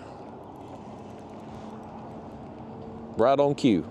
I'm talking about catching fish, and we got us a fish. But you do it long enough, you're going to. Oh, it's another copper nose. It's another copper nose. He just flung water all over me. Let me back up here a little bit. These stupid kids' wake is going to push me up here on it. Oh boy, that's another good one right there, folks. Look at him. See, he looks so much. These copper nose. That other one there, I'm pretty sure was a northern strain. His sides looked a little different, but these copper nose, they're kind of distinctive in how they look. You look at their face there. They're pretty.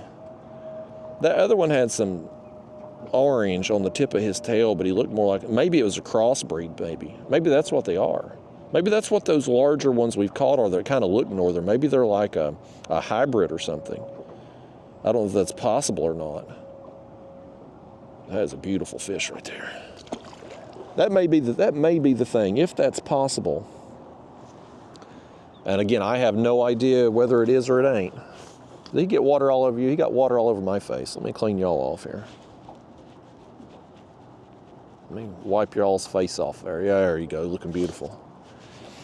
I don't know though. I don't know if it's possible for copper nose and northern strain to mate and create a hybrid. I don't know.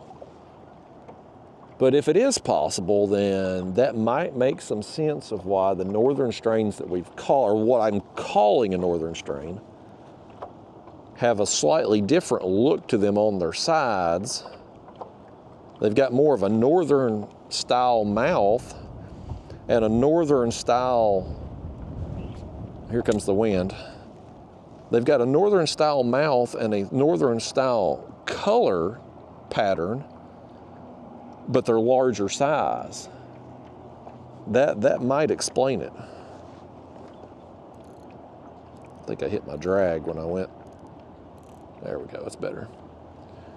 Yeah, that might be the case. Either way though, I don't care. I don't care if it's northern strain, copper nose, a hybrid. The fact that we got bluegill that get that big and you're catching them so frequently, it's awesome, man. Oh, I got another one. He thumped it. They're out in front of this dock. Yeah, that's another one that feels good. I'm gonna back up a little bit. This is another one that feels real good right here, folks. Y'all take a turn here. Grab this rod, would you? Feel this for yourself. This is oh, and he let go. The hook come out. Dang, that felt good. All right, well, you know what? They're out there right in front of this dock. Just got to let it sink down. Let's do that again.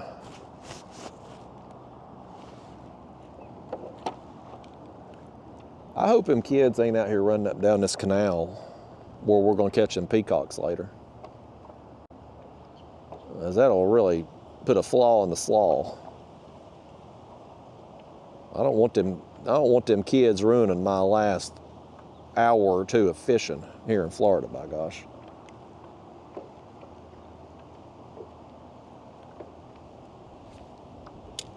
Yeah, we're gonna make another. Oh, here comes the wind again. Seems like that wind's kind of coming out of that canal over there, and when it shifts just a little bit, it's hitting us head on and really moving us and throwing that bow in our line. But I would like to make some more casts here at this dock. Really let this thing sink down.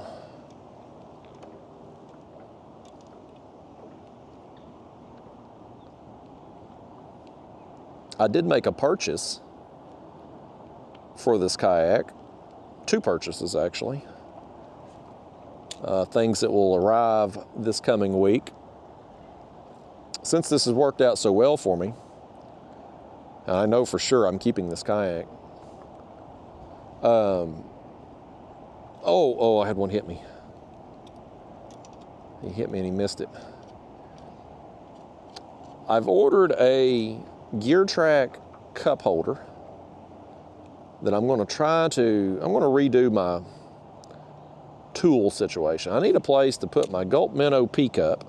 I need a place to put my pliers, my scissors. Now right now I've got them, I'll show you here while we wait on them to fish. I've mounted that little cup holder there to my crate behind me. And that's functional, but I don't really like it. So I got me a cup holder that goes in the Gear Track, and I'm gonna put that cup holder probably here, put my Peacock for the Gulp Minnows down in it, and maybe try to attach the tools to the side of it. And then I can do away with that cup holder on the crate there. Because when I reach behind me to grab stuff, that's when I'm gonna be, I lost the scissors overboard there in the ocean, but it's gonna happen again.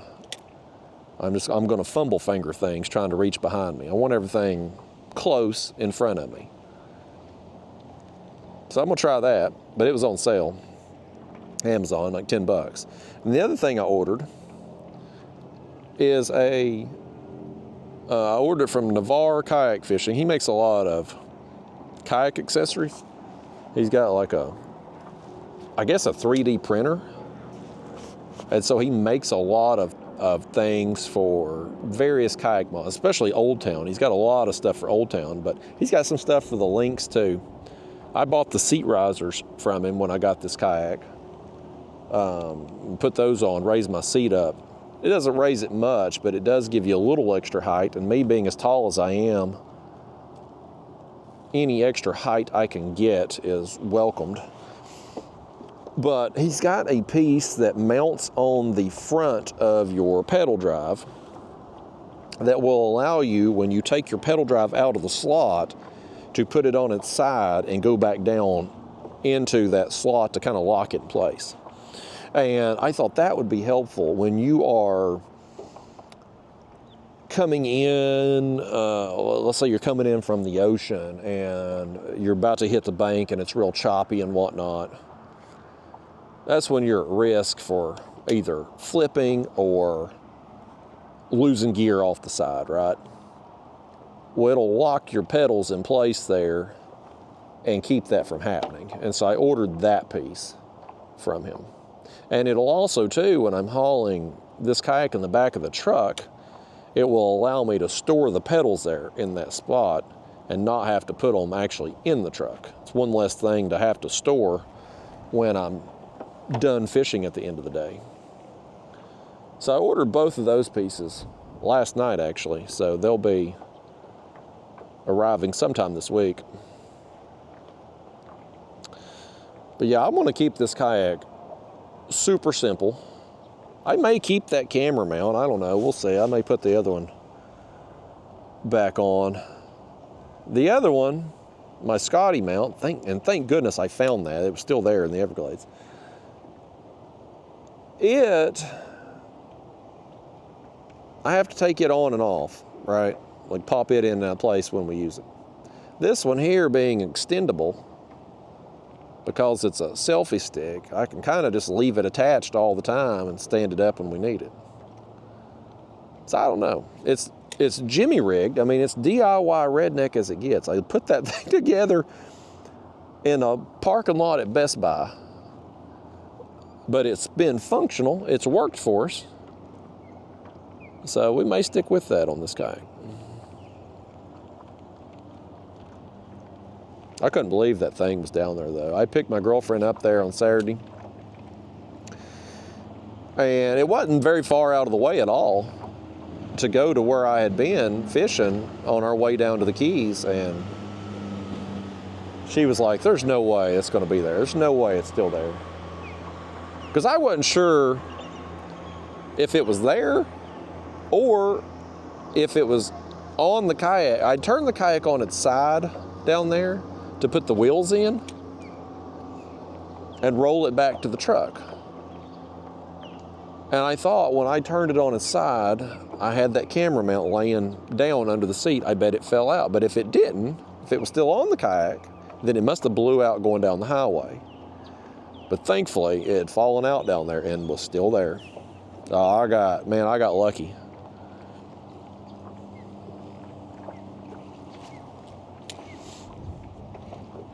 I'm a lucky person, folks. I've told you this before. I'm a pretty lucky person in life. Things have a way of working out for me. I always have. Things don't always go right for me. I've had bad times, bad situations, like everybody else. But I'm just fortunate that things have a way of working out. Here's the Tribe Called Quest house again. We still don't know if that's somebody in the rap group, band, whatever, that owns that house, or if it's just a super fan and has put their quote on the side of the wall up there. But somebody had commented last year when I was down here that that's what that quote was from. Can I kick it? Yes, you can. That was from a Tribe Called Quest song. I don't know anything about them. I don't know if they're rappers, country. I don't think they're country. Rock band. I don't know. They apparently got a thing for snowboards or boogie boards or something, because there's a bunch of those hanging on the wall up there.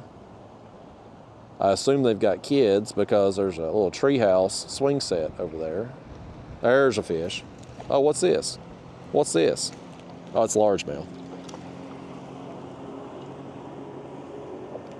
Tiny large jaw. We ain't trying to catch you today, large jaw.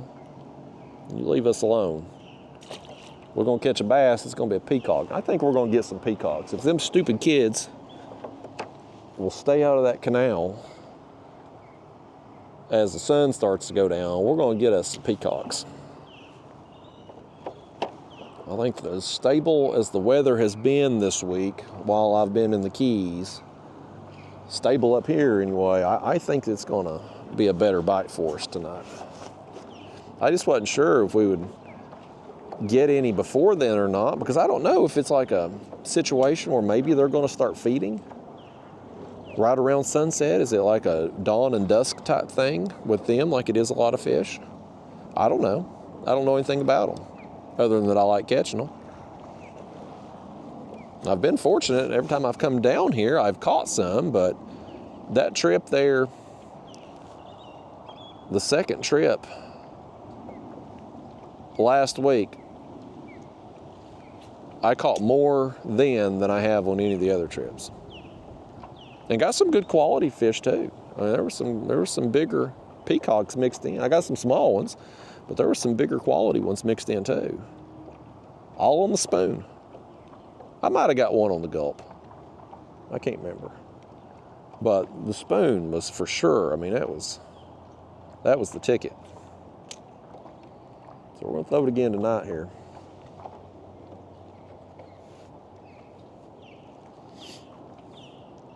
I just wanna,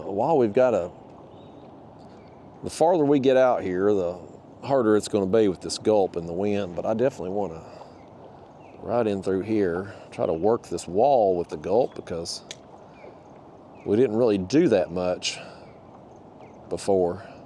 I've thrown it at the docks, but I ain't in between the docks, so we're throwing a spoon.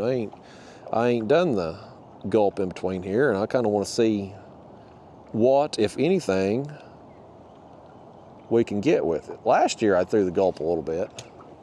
Last year when I fished this area anyway, I was throwing the gulp and pulling live shiners behind me. So we're doing like a live bait, artificial bait kind of combo type deal. I didn't get any shiners at all this year. I didn't even bring my minnow bucket. I said I was going to really try this spoon this time. I thought it would work out, It has. And I'd much rather throw the spoon than fool with live bait. Because them shiners, when I bought them last year, they're like $15 a dozen. I mean, it's pretty ridiculous. Let's switch out this gulp. It's about had it. Put us a fresh one on here. I think we're going to be good. We're going to have plenty to get through the trip. And I'll restock it when I get home.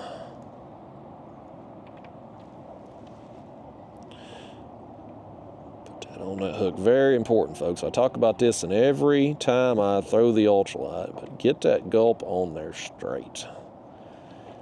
Straight as you can. That way when it falls down through the water, it's not helicoptering. If it's crooked, that's what it's going to do. It's going to spin on the way down.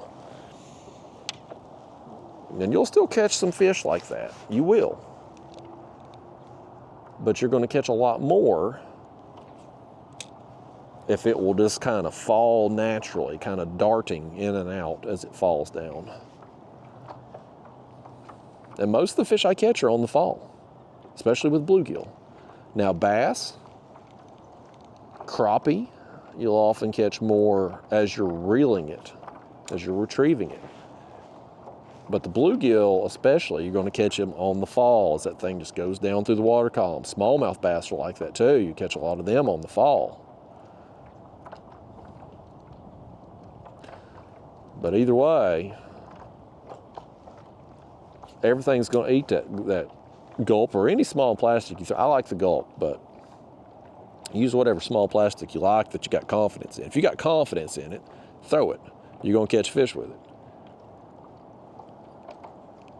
I've just got so much, I've had so much success with the gulp, I can't really get away from it. I've tried other things, I haven't done as good, so I go back to what works. When I do this technique when I'm ultralight fishing, I think something hit me then. When I do this, I'm wanting to catch a bunch of fish. Like I'm wanting to get a bunch of action. I've had a lot of 100+ fish days. This technique. Hell, them trips, the ultralight trips I done before I left, one of them I had over 100 fish, and it in 4 hours, just under 4 hours. So you can catch a bunch of fish doing this, and that's what when I'm ultralight fishing, that's what I usually want is a bunch of fish, many as possible. I'm wanting action.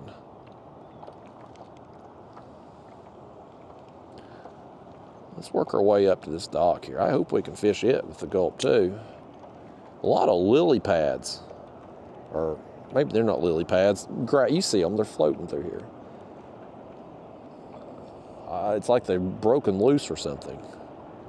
I wonder if it's maybe the jet skis or the boats or something going up them canals and chopping them things up, and they break loose and then they float down through here and they get in the middle of the canal. They weren't here last week.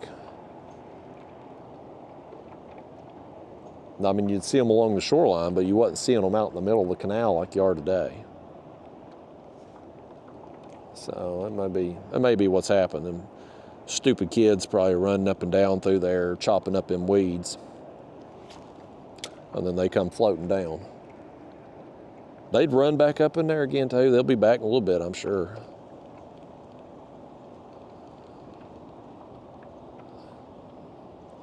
Yeah, let's work this dock right here and see what we can get. I got a feeling we're going to bust something right here. Can't remember if it was this dock. No, I think it was one on up. We might have got some fish here last week, but I think it was one up from here that we did really good on. They were out in front of that dock.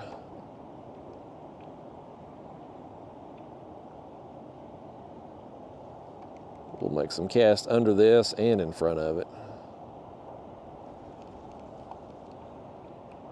May not catch a daggone thing, but we're gonna try. It ain't gonna be for lack of effort.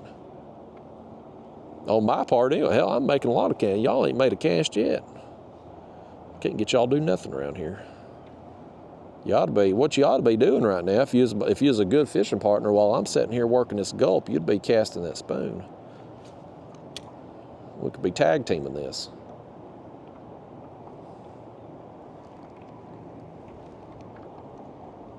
Oh, oh, oh. Oh my gosh, we had one running with it. Let's try that again. Dadgummit, we had a fish right there. I can't feel nothing right now because the wind's blowing.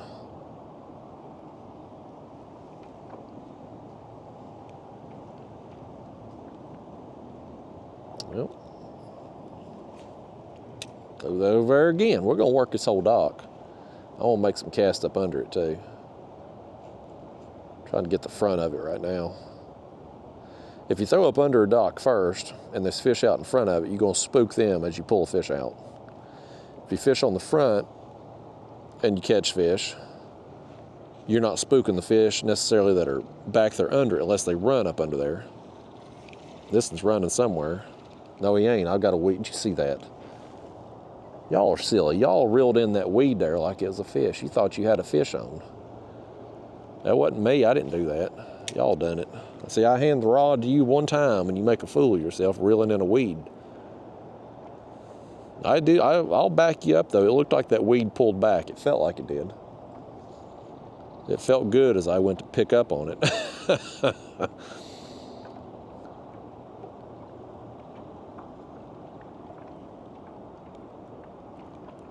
Sometimes them weeds and sticks and stuff, sometimes they do pull back. What's this fellow over here doing? Is he picking coconuts? Or is he cutting limbs? He's cutting limbs. I thought he might have been picking him a coconut or something. Might have like a special coconut picking device. There's a fish. There's this one. And he's going again. Why are we losing all these fish all of a sudden? Let's check our hook here. Have I bent a hook or something accidentally?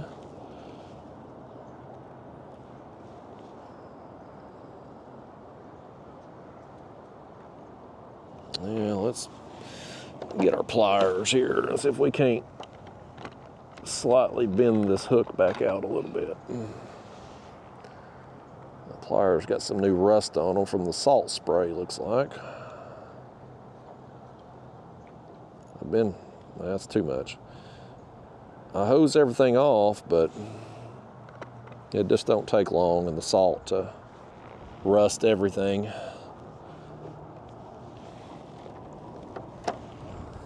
WD-40 everything real good, my tools and everything when I get home.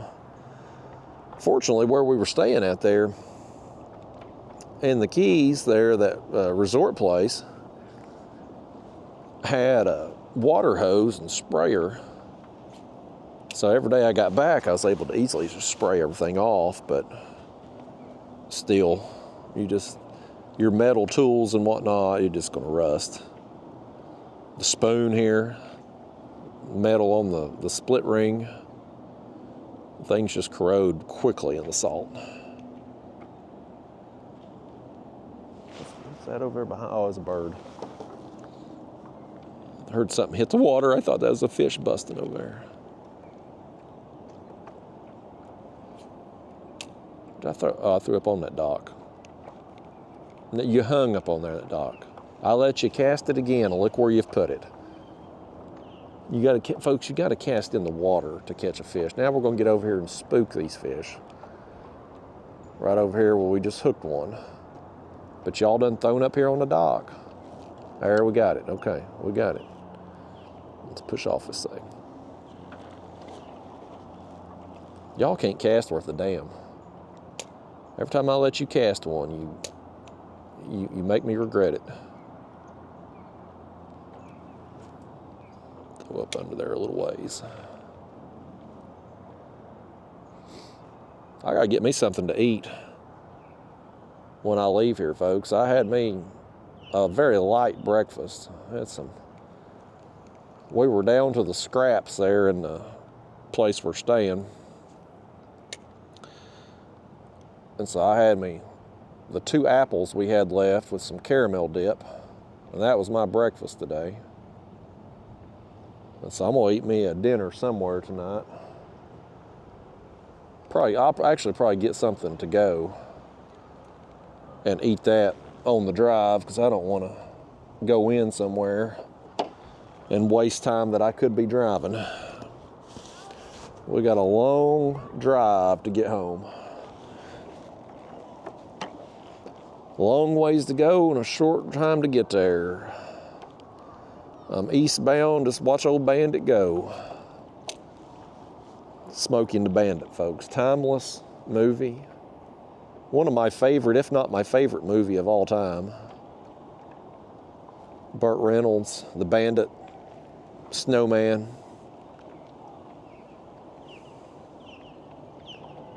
Buford T. Justice.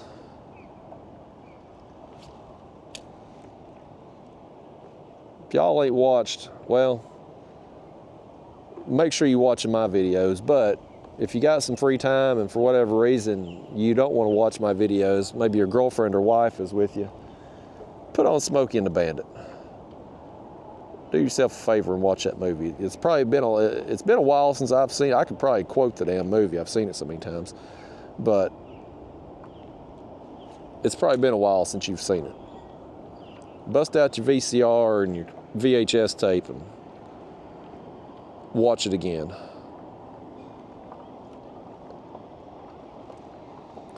I'm missing some football. This week, I didn't get to be a good football fan this week. Been busy. Between the fishing and just me and her doing vacation stuff. And me and her didn't do a lot. We pretty much just hung out, relaxed. We went to that Robbie's place down there, which is it's a restaurant and gift shop, but they got tarpon hanging out on their dock, and you can, for $5, they'll give you a bucket of fish, and it's a small bucket. It's got like 5 or 6 shad-looking fish in there, and you can go out there and feed them tarpon, and that was pretty cool, because there are some huge tarpon there under their dock, and they will fight each other over them fish that people are dropping down. So we did that. That was pretty cool. We went to Turtle Hospital. That was an interesting experience. We went out to eat several different places. So we done some stuff, but we didn't go down to Key West this time. We pretty much stayed fairly close to where we were staying. We do stuff. We went to a couple of the state parks down there. Beautiful places. Bahia Honda, man. Fishing can be challenging there with the size of the sharks and the amount of current flow when it really gets going there between the bridges, but man, the park there itself, the beach, the facilities there. I saw manatee there at that boat ramp. It's a really cool place. I forget the name of the other one we went to. But we spent some time there and did the walking trail and stuff, and really beautiful down there. I love it. We got these damn kids, 3 boats up here in this tiny canal, and it's right there where we're wanting to fish at. Why don't they get out there in the open water and do that stuff? Not that there is a lot of open water around here, but still, why the hell are they doing that out here in the damn canal? Every time I try to rationalize and understand why young people this day and age do what they do, it makes me dumber. I get dumber trying to figure out what they're doing, because you can't figure out what they're doing. I don't know if they know what they're doing. I think kids, and I was a kid once. Oh, here's a fish. Oh, that's a little bass. Good, he shook himself off. I didn't get a good hook set on him because I didn't know I was reeling in a fish there. I thought I'd picked up on a weed. And after y'all set the hook on that other piece of grass there a few minutes ago and reeled it in, I didn't want to look as silly as y'all do. But yeah, these kids, I had something else. I just launched it behind me. These kids today, man, every time I try to rationalize, like try to figure out what's going through their minds, like what are they doing, whatever it is they're doing, it makes me dumber. I get stupid. Stupider is not a word. But I get stupider. See what I just did? I got so stupid, I just casted. My line was wrapped around my rod tip, and it didn't go nowhere. You see, I'm stupider. I'm stupider just thinking about these kids down here. Somebody's out there on the bank. Is that somebody hollering at them kids? Or is that one of them?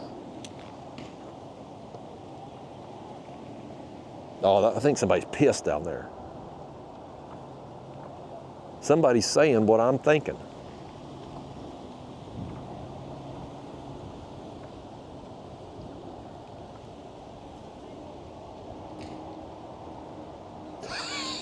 We may be getting a show down here, folks.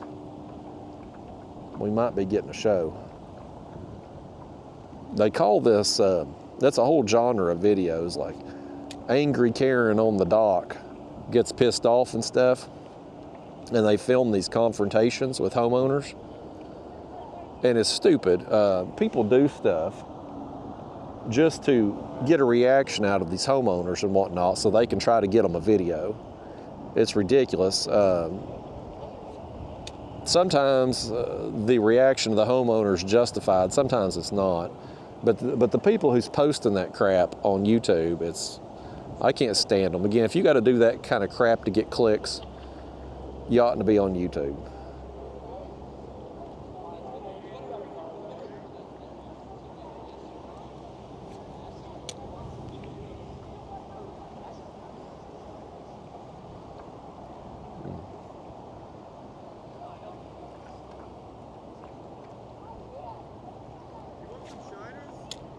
Oh, no, thank you. Okay. I appreciate it, though. Yeah, we're about to head off the lake and we still got some. You live on the lake? No, I'm down here from Tennessee. Oh, okay. I'm just vacationing. You got anything? Been doing pretty good? Been getting some big bluegill. No clowns yet? No clowns. We got one earlier. There. Did you? If you hit the canals on the, over there and up there, like almost off the lake, you tend to have better luck. Okay, that's good to know. Have a good one. Oh, thanks. You too.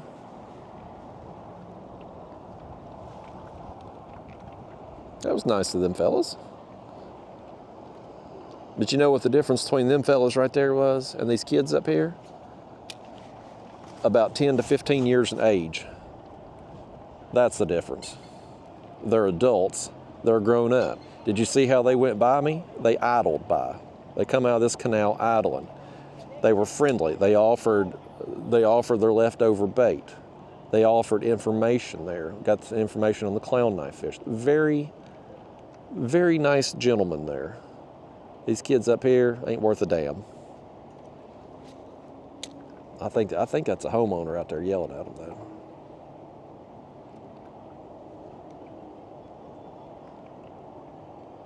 I don't know what they got going on up here. There's somebody out there in the middle of the water.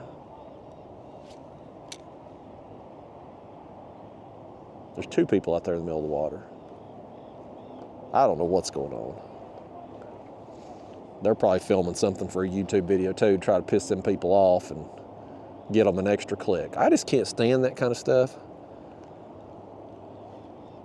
If you got to do that to get a click on a YouTube video, I just don't need the clicks that bad. I just don't need it. If that's what I got to do, I don't want it.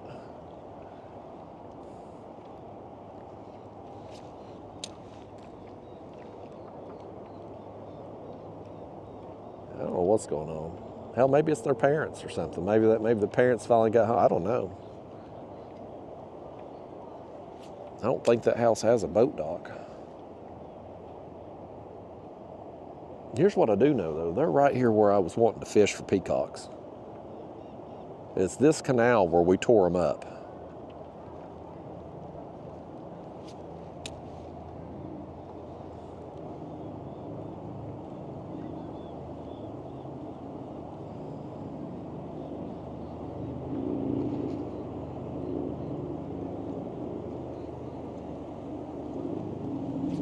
That's actually a girl right there in that boat.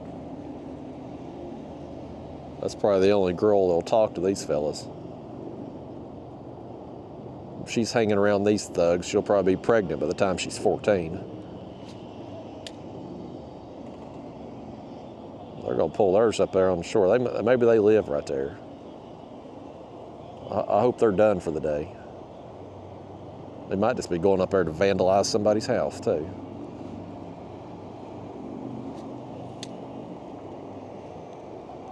They live there. They're the rich kids.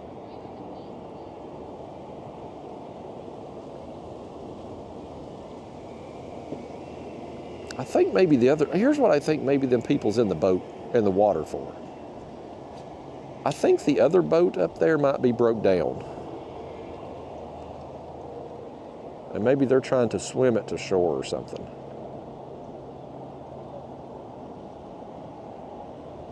Maybe that's it. Maybe it's broke down. I'm Perry Mason solving the case here, folks. I'm on it.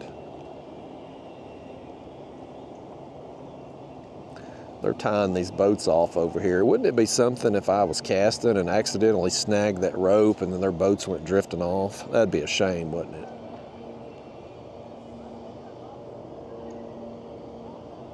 I want to fish this daggone canal, man. There's just too much nonsense going on. I want to throw that spoon at both sides of this thing. I come out here, that was what I was going to do.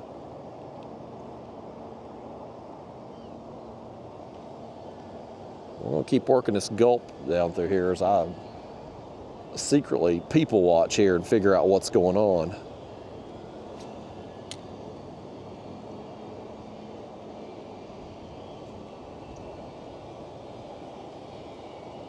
I think the boat out in the middle's broke down.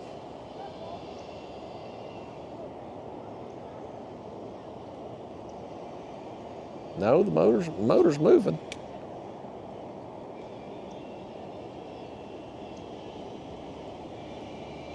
I don't know what the hell's happening here, folks. I don't know. Here's what I do know, though. We're going to put the gulp up a minute. We're going to throw this spoon. I want to throw this spoon down this daggone canal, man.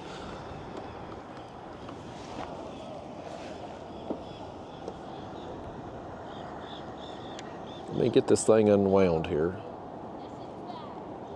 All right. Yeah, these kids are 10 years old out here driving boats up and down the canal.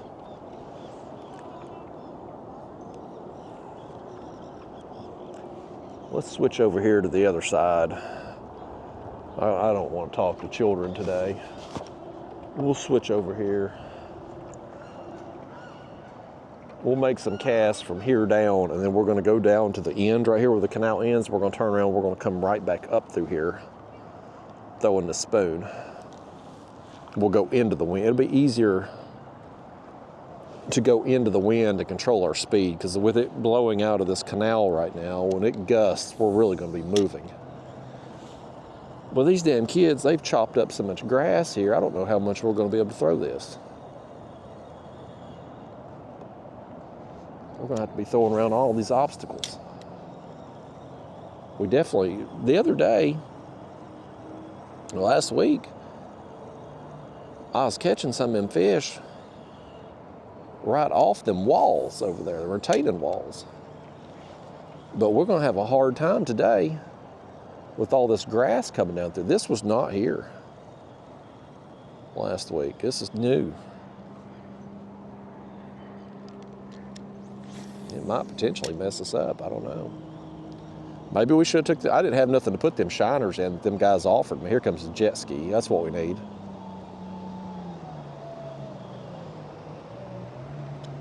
I didn't have nothing to put them shiners in, though, even if I took them from that guy.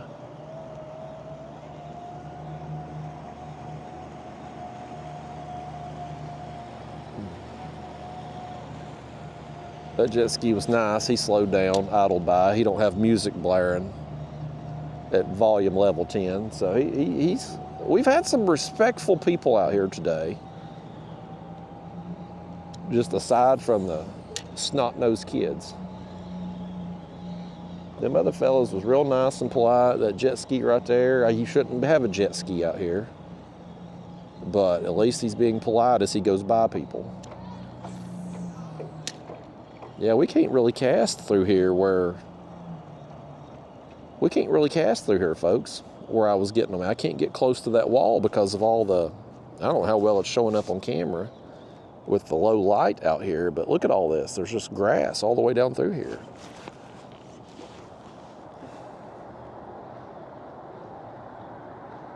It's actually like this on both sides of the canal. We may just have to scrap this, folks. Well, we may have to just go see if we can find some peacocks somewhere else. Because I can't work this spoon over here with all this foliage floating down 20 foot off. I can't get close enough to the retaining wall.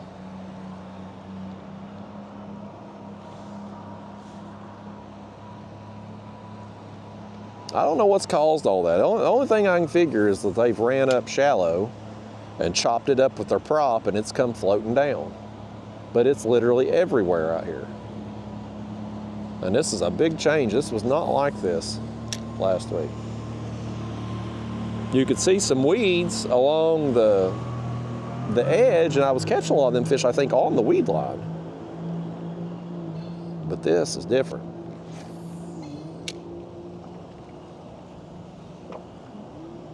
We may just call an audible here, folks.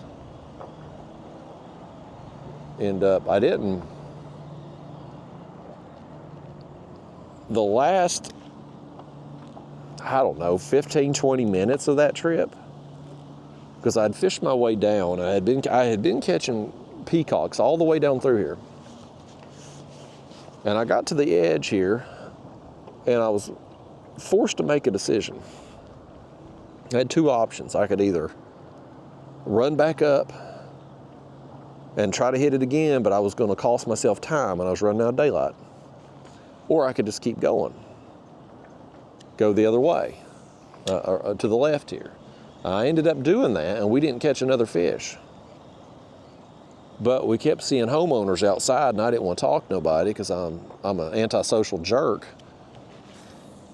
And so we didn't really thoroughly fish this area.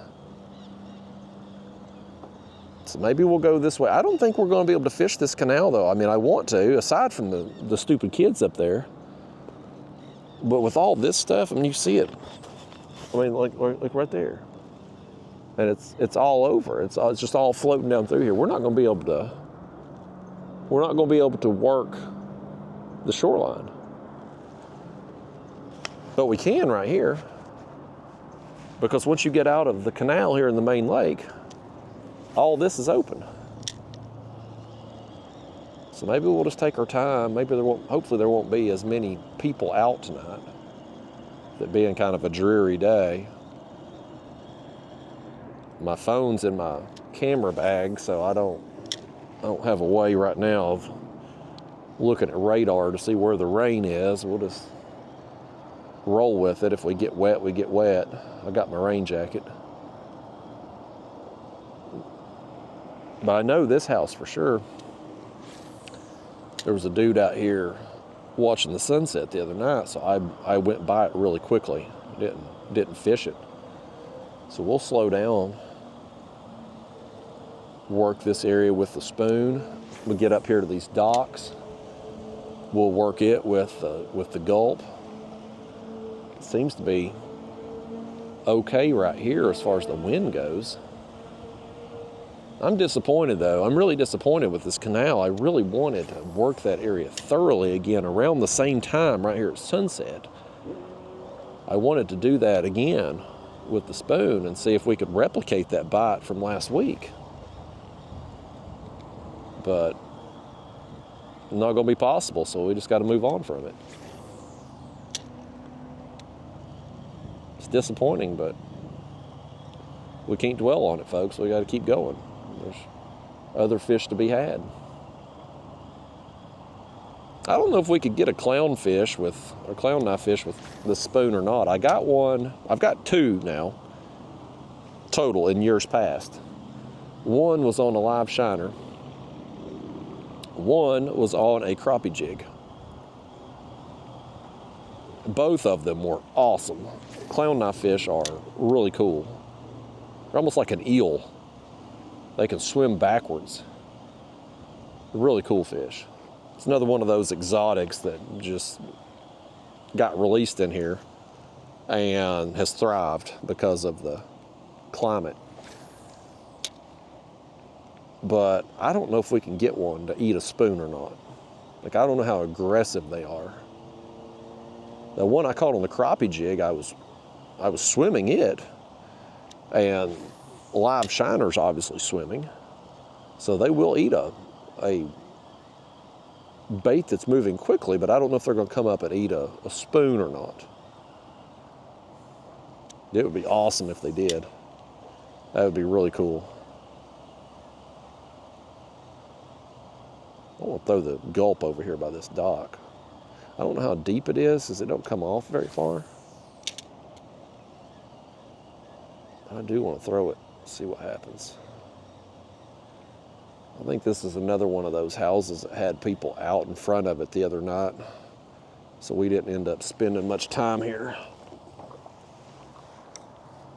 I just can't people, man. I can't ever people, but I really can't make myself do it when I'm on vacation.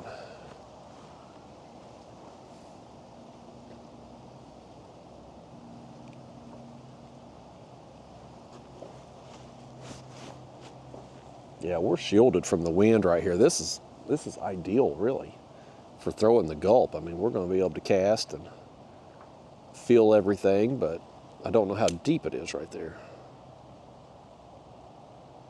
That ain't deep at all. I can cast that out and I can watch my line.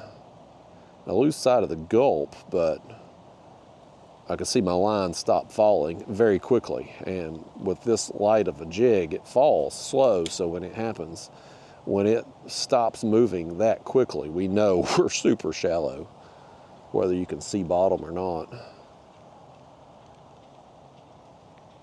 Yeah, I'd like it to be a little deeper than that for this. We will go ahead and might throw the spoon through here, though. Throw it out a little bit further away from the bank since it's that shallow. Yeah, I bet them people going by me, like them guys in that boat that offers the shot, I bet they go by me and they see this guy in a kayak and he's got a piece of PVC zip tied to a selfie stick right there. I bet they think, what the hell is going on with this guy? I wonder what they're thinking about that. I bet it does look ridiculous. But you know what? Whether it looks ridiculous or not, it's functional. Function over beauty, people. When you got limited supplies, limited tools, and you're standing in the dark in Best Buy parking lot, you do what you can with what you got.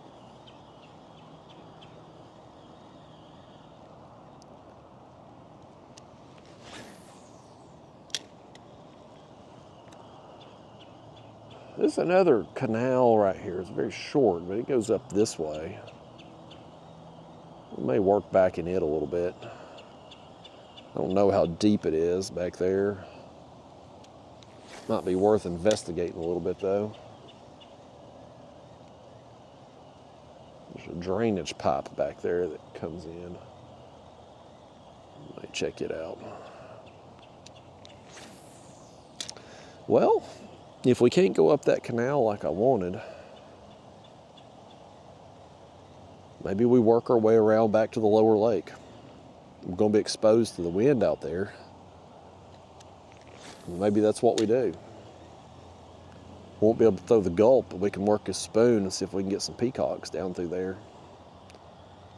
Maybe that's what we'll do, unless we get on them up here somewhere.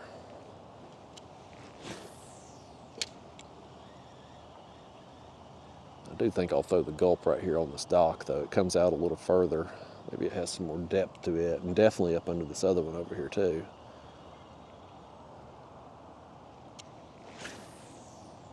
I'm ready to catch another fish, man. It's kind of been a slow day for us here. Of course, I was feeling that way the other day too. And then we got right there before sunset and the Peacock started going crazy on us. We ended up catching a bunch of fish. So I'm hoping that's the situation today too, where we just kind of get bit here and there, and then the final 30 minutes an hour of daylight, we turn it on.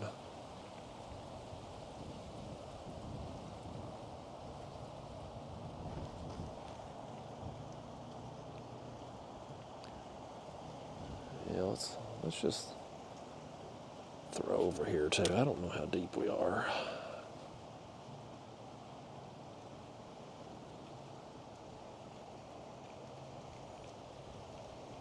Yeah, this canal here, it don't go back far at all. I just saw that drainage pipe back there at the back of it. Some lily pads and stuff. This may not be worth fooling with if it ain't very deep.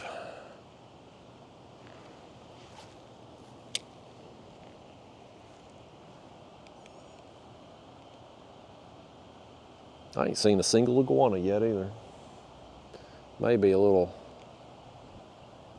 It's comfortable out here, but it may be a little chilly for them with the wind and no sun.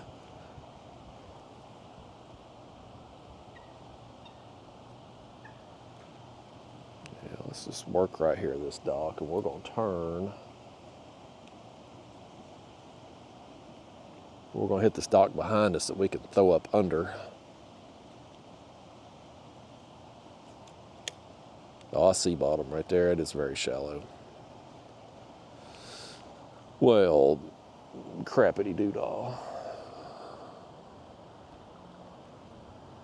Yeah, this water's like a brown orange. It's shallow right there. Maybe that way on this side too, but we'll throw up under this. We'll throw up under this dock right here. Looks like we can get pretty good ways up under it and see what's there, see what's going on. I can't with that cast. Let me get over here closer to it. I swear y'all can't cast worth a crap. Every time I give y'all the rod, you do that. You make me regret it every time. Every time, folks. All right, let me cast this one, show you how it's done. There we go. See, when I cast, we get it way back up under there.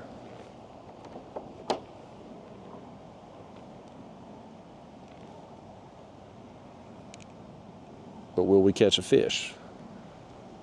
That I don't know. By gosh, we did. You see what happens when you let me cast?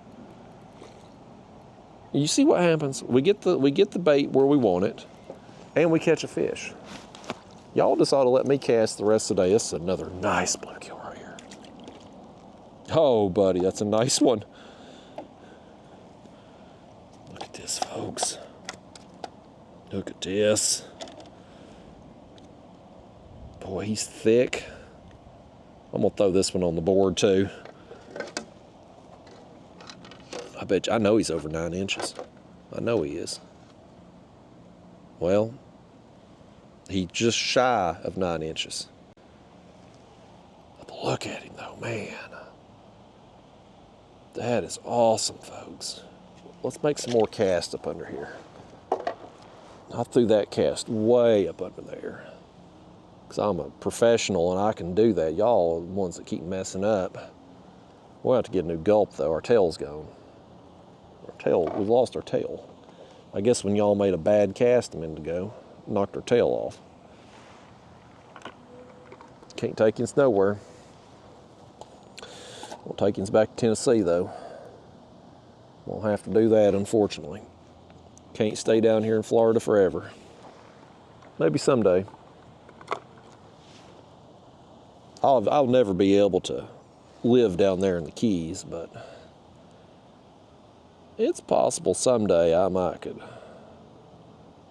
come down here somewhere in Florida. Permanent. Maybe. Maybe. We'll see. I love Tennessee. but it's getting crowded. It's turning into Florida in Tennessee because everybody keeps moving there. So if you turn it into Florida with the volume of people, then you might as well have Florida weather and Florida fishing. Neither Tennessee or Florida, either one has a state income tax, so got that working for us, but either way. All right, let me see. We'll start here kind of at the top and work back. I'll have to get a little creative here with the wind blowing this direction.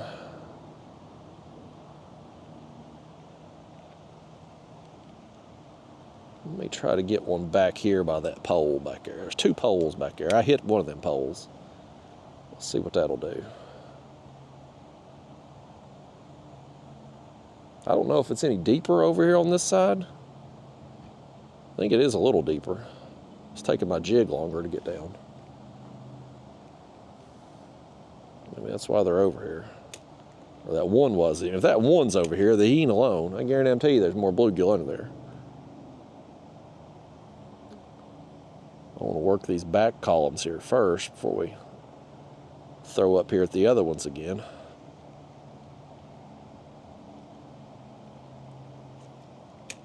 That was a good cast.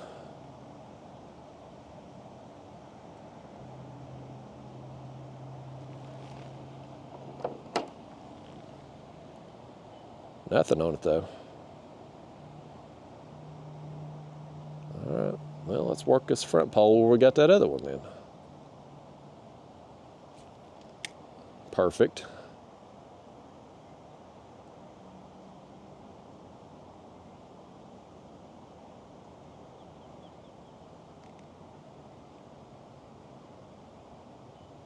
Just going to very slowly reel that thing. I'm notorious for getting impatient. I'm so used to catching fish on the fall with this jig that I oftentimes don't take much time reeling it in. I just crank it back in real quick so I can make the next cast instead of really working it and swimming it slowly back.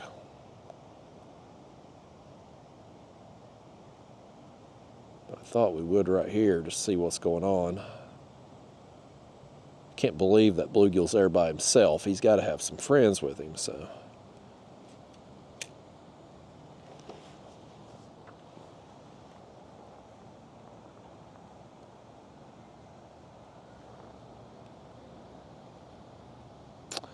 Well, it don't look like we're going to catch no more out there, does it? I threw that one. Boy, that one got there in that crack between in the fabric there up under the boathouse part.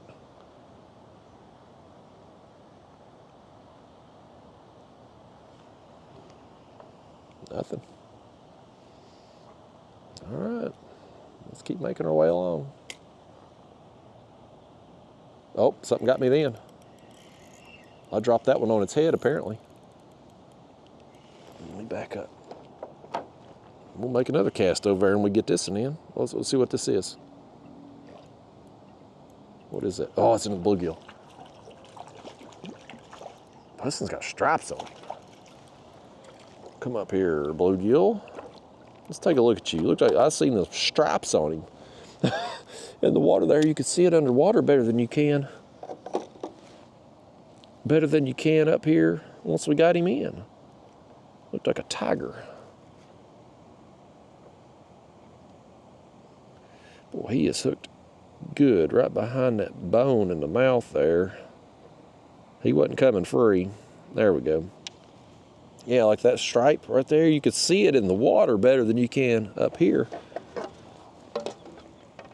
Now, quit. Let me just measure you. I'm just curious. 8.5, man. We ain't caught one of these copper-nose under 8 inches yet. Is that not amazing? Unreal, man. Unreal. I'm gonna fix this gulp back on here. We're gonna make some more casts right over there. That was out front. I actually thought I was throwing into I thought it was shallower right there toward that corner, but whether it is or it ain't, I must have put it right on his head because he nailed it immediately.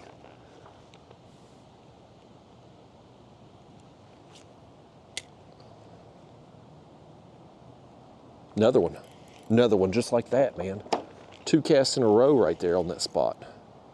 They're hanging out right there. Nice. This one here ain't as big, I don't think. Well, I say that, now I get a better look at him. I recant my previous statement.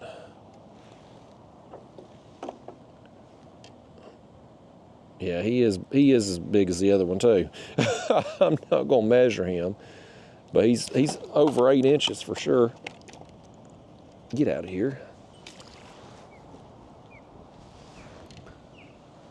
Let's back up. We got the wind's blowing us this way. Let's get repositioned. We're on a streak right here of 2 fish in a row, which is probably our longest streak of this session. So I want to see if we can get 3. Let's see if we can get 3 in a row right here. You think we can? Put your bets in right now. Call you bookie. Oh, I made a bad cast. I made a bad cast. It was out to the right.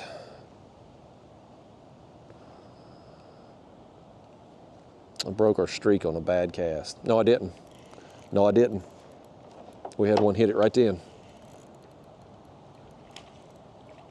Streak is alive. What's going on here with this? Is he all wrapped up in the line or something? What are you doing here, fish? There he is. Boy, there's a bunch of fish right out here in front of this thing. Yeah, we're gonna set here. That's 3 in a row, folks. 3 in a row, and that was a bad cast.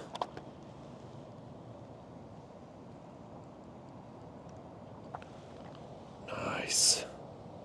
Nice, folks. He's bleeding a little bit.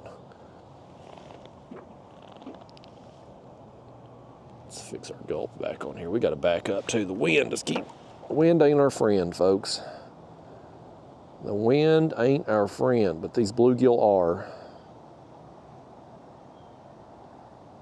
Just put this thing on upside down and that'll get us a few extra fish out of it. And I'm gonna sit right here. We'll stay over there again. We can reach it from right here. Can we get 4 in a row?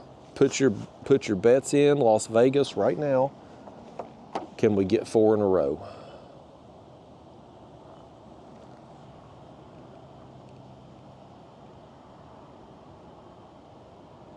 One, two, three, 4. Get your woman on the floor, Coolio. I think Coolio's dead. I'm pretty sure he died, just like our streak's about to die right here.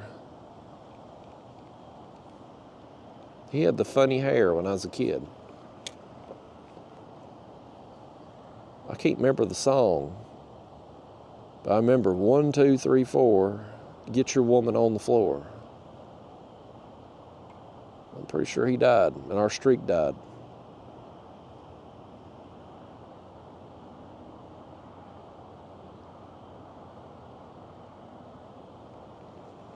Well, we'll throw over there in that corner.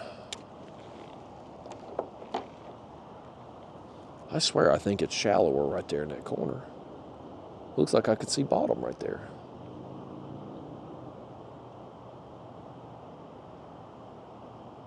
But we got some bluegill right there in front of this thing, man.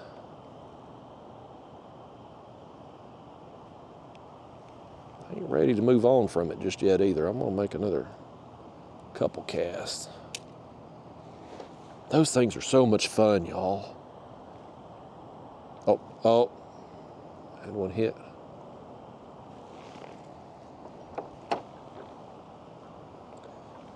I mean, I've talked about this a million times, but oh man, I missed another one. I've talked about this a million times, but when you ultralight fishing, it don't take a very big fish. That's a dang wind. It's swirling right here. It keeps hitting me from different directions. I can't consistently do anything. Okay, we got a fish on though. I went to pick up on it. He ate it as I was trying to get repositioned. Boy, he's swimming out too. He's swimming right out here to open water.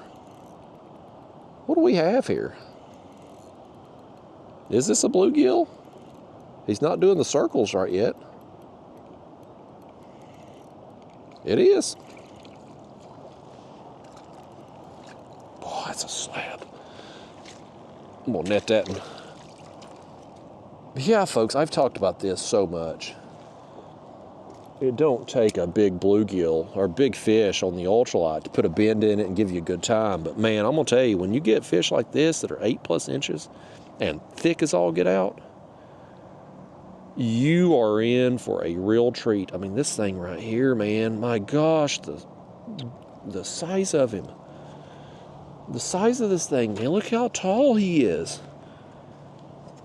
I'm putting this on the board too. 9.5, almost 9 3/4 right there, folks. Let's do him like this. So this board starts, the numbers start at 8. Let's put him there at the 8. 4.5 inches tall. Oh, man.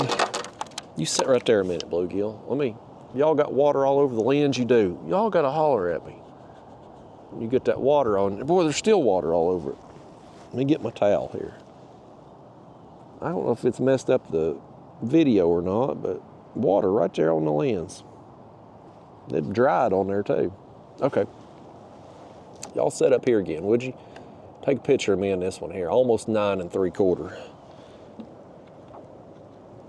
Oh man, look at that. That is awesome. All right, buddy, let's let you go. You're a long ways from home. We've drifted down. Oh man, y'all, that's awesome. Okay. Let's back it up. Let's go over here and catch some more of them. The wind pushed us down. I swear, I think it's swirling through here. It's not ever hitting one consistent direction. Okay. But yeah, it don't take a big fish when you ultralight. What's this right here going on? Hold on, let's try the spoon right here because there's something splashing right there. Something's busting right here.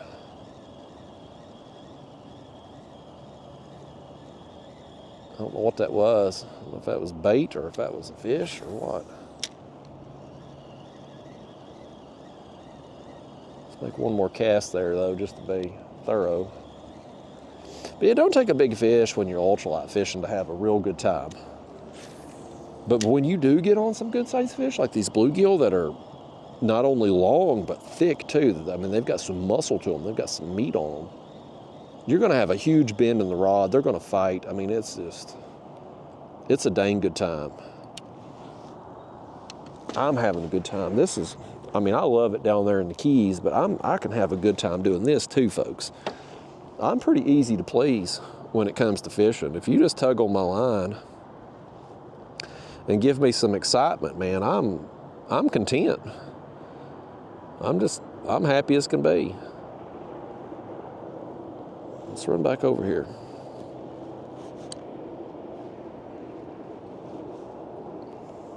I'm just gonna make a few more casts. There's some blue, I don't know why they're right here.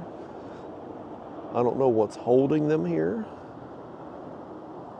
Rather than just being out maybe in front of this dock, maybe they can kind of get up under there and get some shelter or something, but there seems to be a fair number of them right here. A good concentration, and it's easy to cast to right here.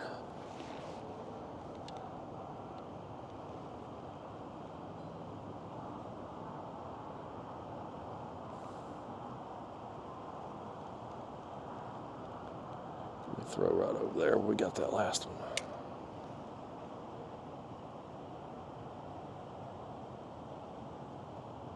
I'm telling you, man, we're liable to bust one over 10 inches here before we're done. We were getting pretty close with that one.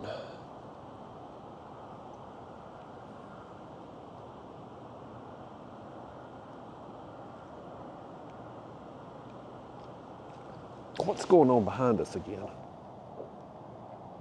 don't know if that's bait fish or what back there. They keep coming up occasionally.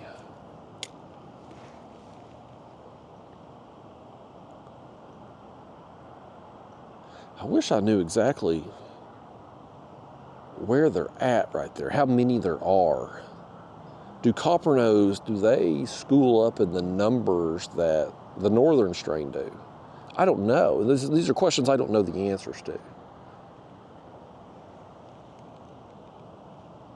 But there's several right here.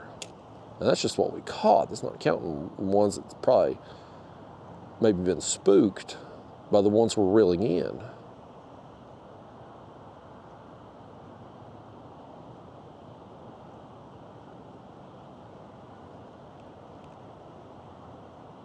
Yeah, I'm on bottom right there. Let me reel it in.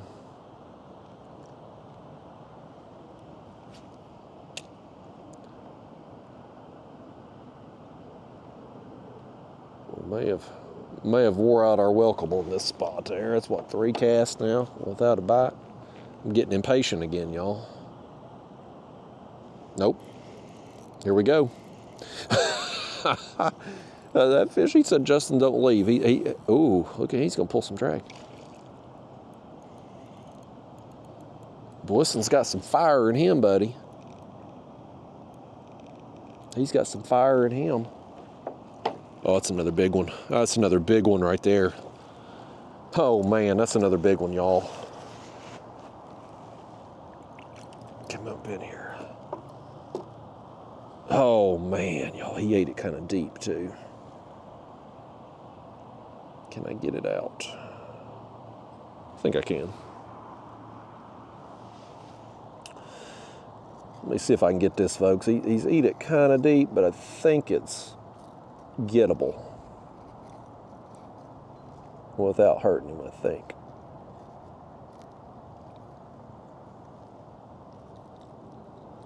Yeah, we got it.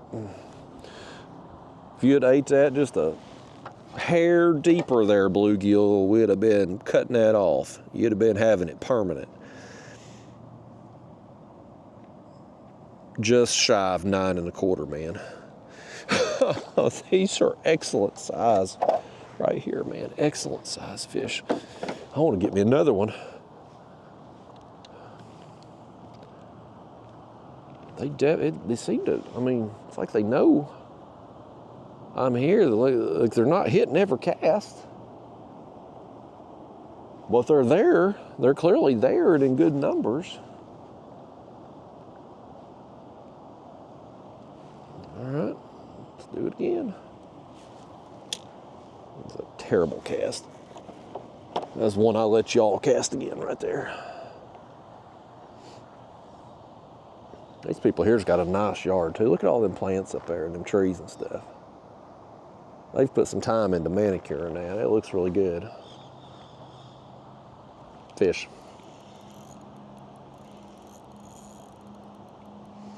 Another drag puller. Oh, get up here. I gotta be careful about just lifting these things up as big as they are. They're liable to break my line if they flop at the wrong time. Did you eat that deep too? Let me open up. Did you eat it deep too? After your friend, you didn't just learn from your friend. Yeah, we can get that. We can get it. A little bit of a pain to get it, but we can get it.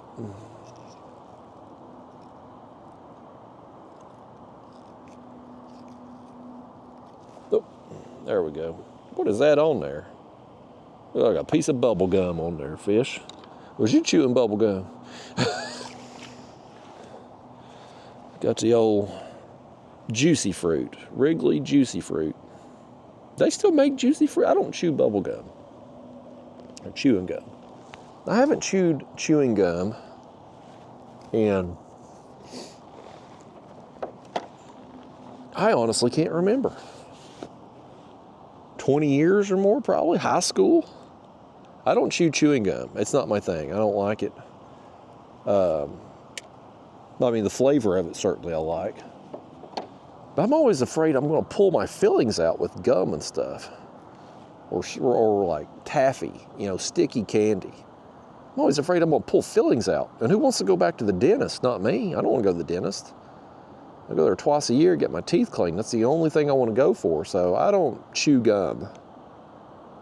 It ain't my thing. But that, whatever that bluegill had on the jig right there, reminded me of a piece of juicy fruit.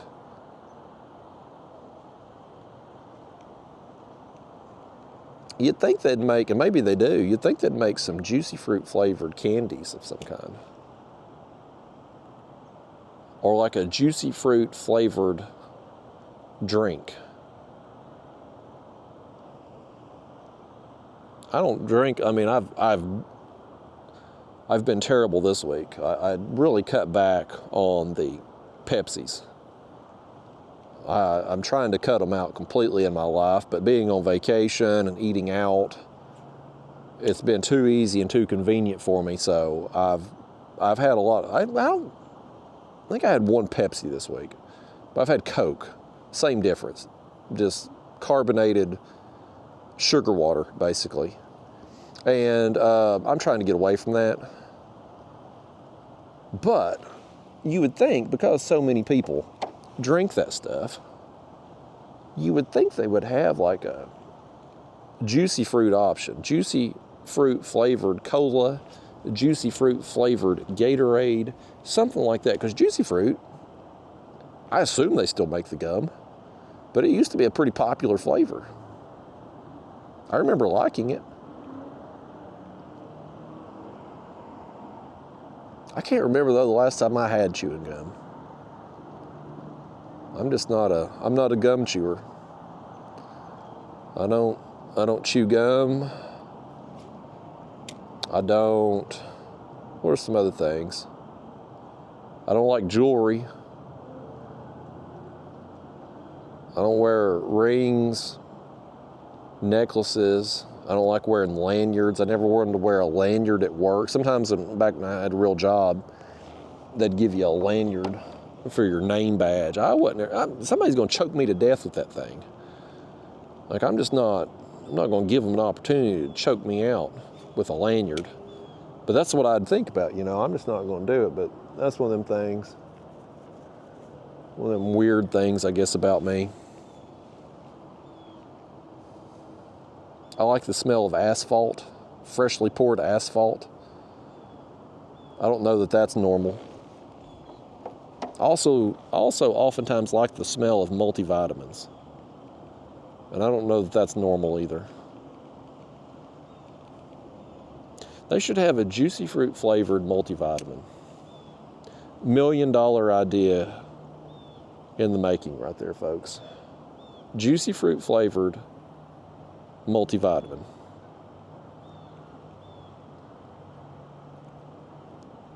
I've been bad about that this week too. I'm so off schedule. I'm so off kilter with my routine being gone from home that I've missed a couple days of taking my multivitamin. It's the only medicine I take. I don't like taking medicine, but I do take a multivitamin. I've gotten the habit of that, and twice a day. And I've not only have I not taken a multivitamin twice a day, every day, but I've missed entire days. Not like just missing a dose. I've missed the entire day sometimes this week, just not even thinking about it. Because I'm off schedule. I'm out of my routine. Kind of a creature of habit. Let's get back up here and make a couple more casts at this dock before we move on. Well, how far are we into this? We're almost 3 hours in, so I've got to be. It's so cloudy, it's hard to see. You can't see where the sun's at. I don't know how much time we have left to fish before dark, but I want to throw the spoon some to see if we can get some peacocks. For sure, I want to do that. It may be to our detriment since we can't get up there in that canal,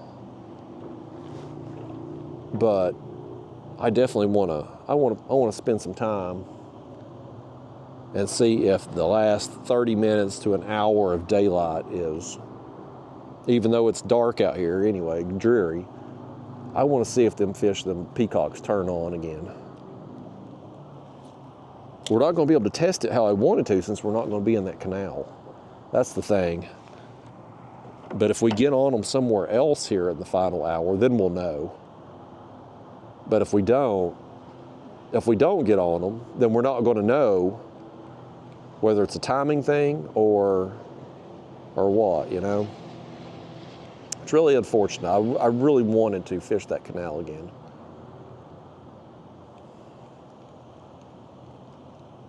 All right, 2 more casts here with the gulp, and then we're going to get after it with the spoon. Something splashed over here to my left again too. 2 more casts here with this spoon.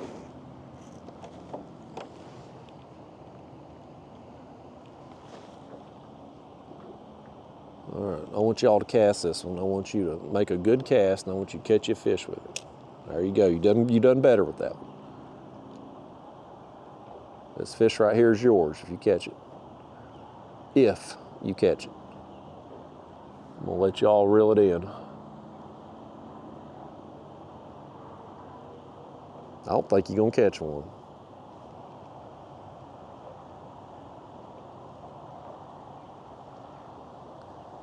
We'll work it out just a little bit deeper. We've been getting them fish close to the dock up there. I'm just curious if there's any out just a little bit deeper.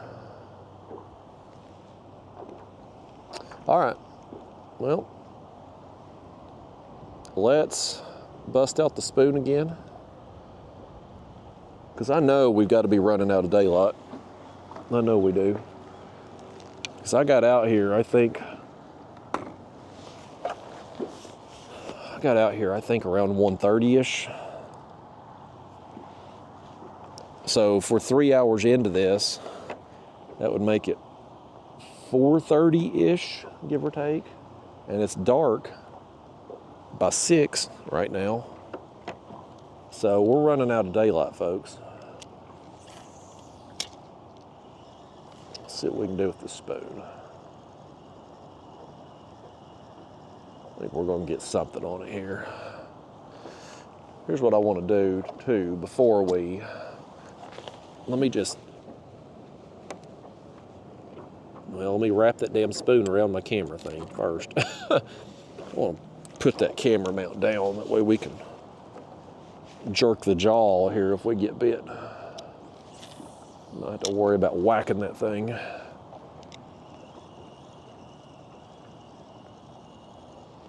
I want to catch some peacocks, man, but I'll tell you what, I am happy with the bluegill that we've caught. I know a lot of y'all out there ain't into bluegill fishing. Y'all left it in your past when you got old. But there's something. Right there's something. Could we have our first peacock? Could we have our first one of the day? We do. Back it up. He's a small one. He's barely hooked too. Come in here and flop off that way, peacock. Small peacock, but it is a peacock nonetheless. Well, I can't get you unhooked. There we go. Little old peacock. We're not skunked on them though.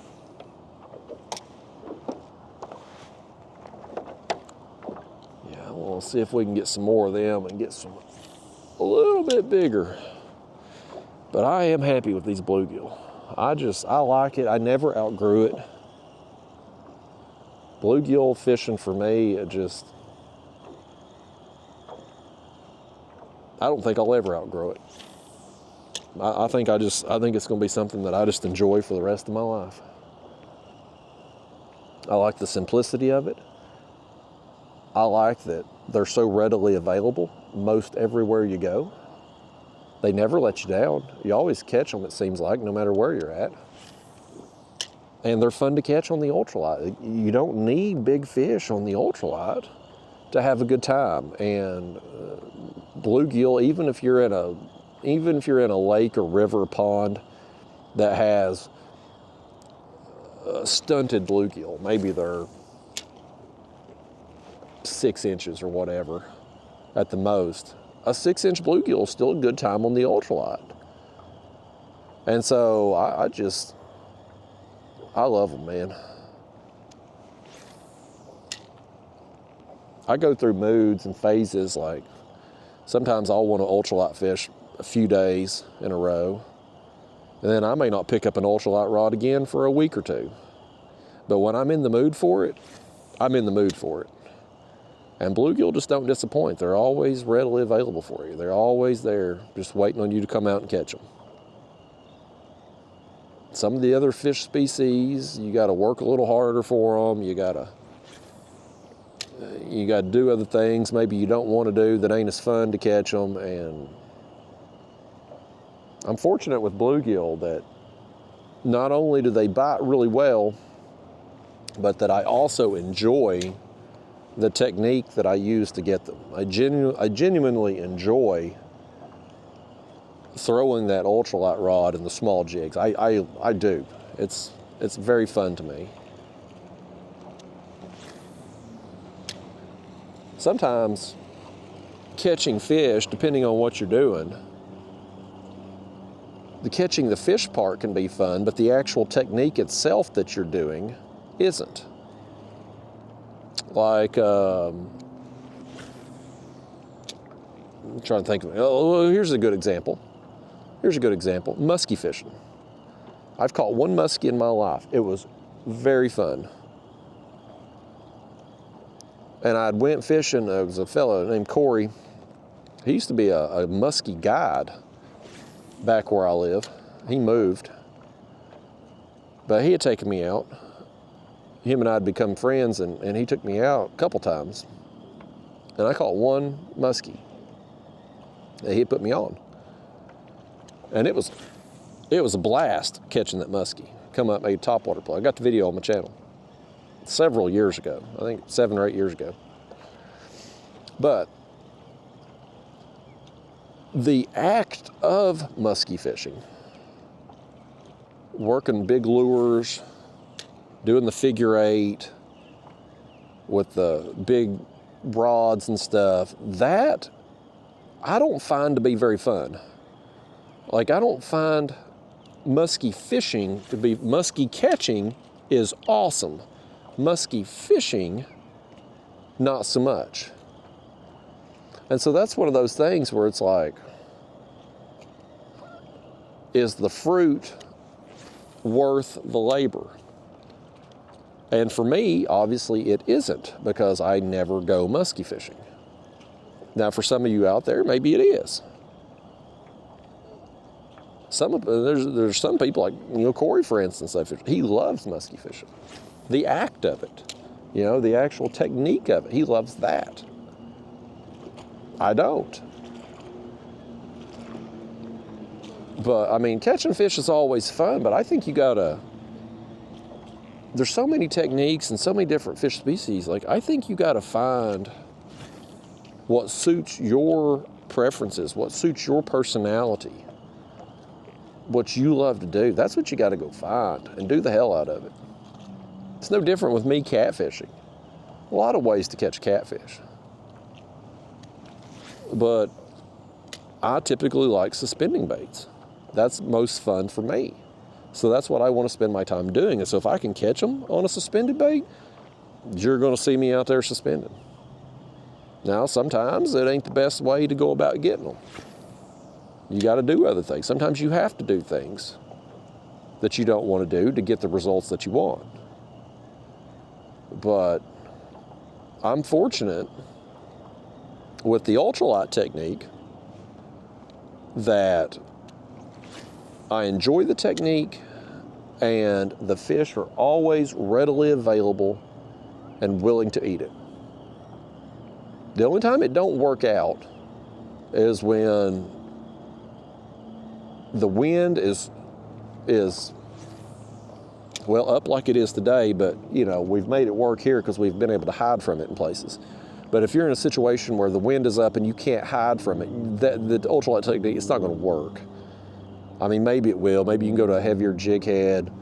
Yeah, maybe the fish are super active and you can see them swimming off your line, but you're not going to be able to feel those light bites very easily. The other situation that I haven't had, I've had some success, but not a lot, is when the water is super muddy. Now, there's been situations that the fish are thick. I can get them to eat that gulp there in muddy water. But for the most part, I like a little visibility. Murky water's okay, but you need some visibility in the water. If it's chocolate milk and you got zero visibility, it's harder, I think, to catch fish on that ultralight technique, because you just got to put it right on their head. There's no action with that lure. It's not vibrating. It's not putting off a sound. There's none of that. They need to be able to see it or taste it in order to get it. Now, fortunately with the gulp, there is that gulp juice, so there is some taste there for it. If you get it near them, then in theory, they can pick up on that and be able to come find it. And I do think fish are more in tune with their environment than probably we give them credit for, as far as like really muddy water and things like that. I think they're probably more in tune than we realize. But those two situations, oh, I had one hit me. Those two situations, high wind and or muddy water, I usually going to pass on ultralight fishing and try to do something that'll allow me a higher likelihood of success on those days.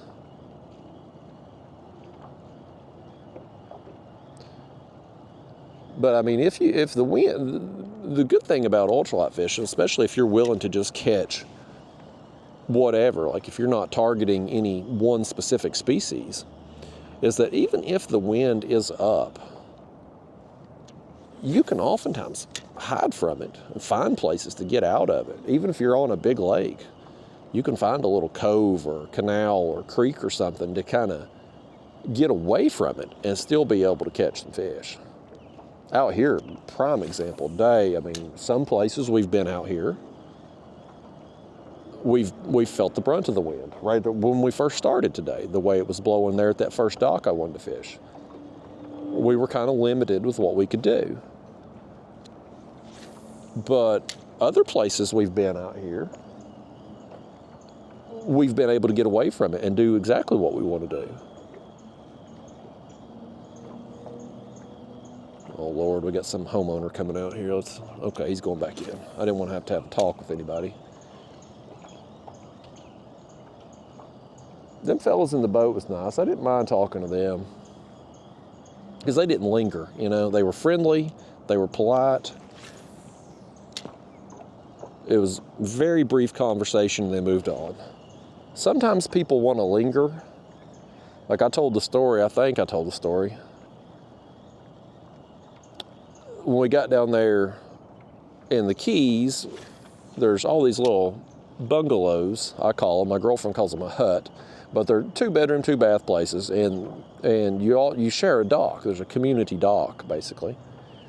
And so everybody goes out there on the dock, and they'll sit there and look at the fish, and some people fish off the dock. I tried fishing off the dock down there for sharks in the evening, so we didn't do any good. We didn't hook any sharks there from the dock, but nevertheless, we're out there.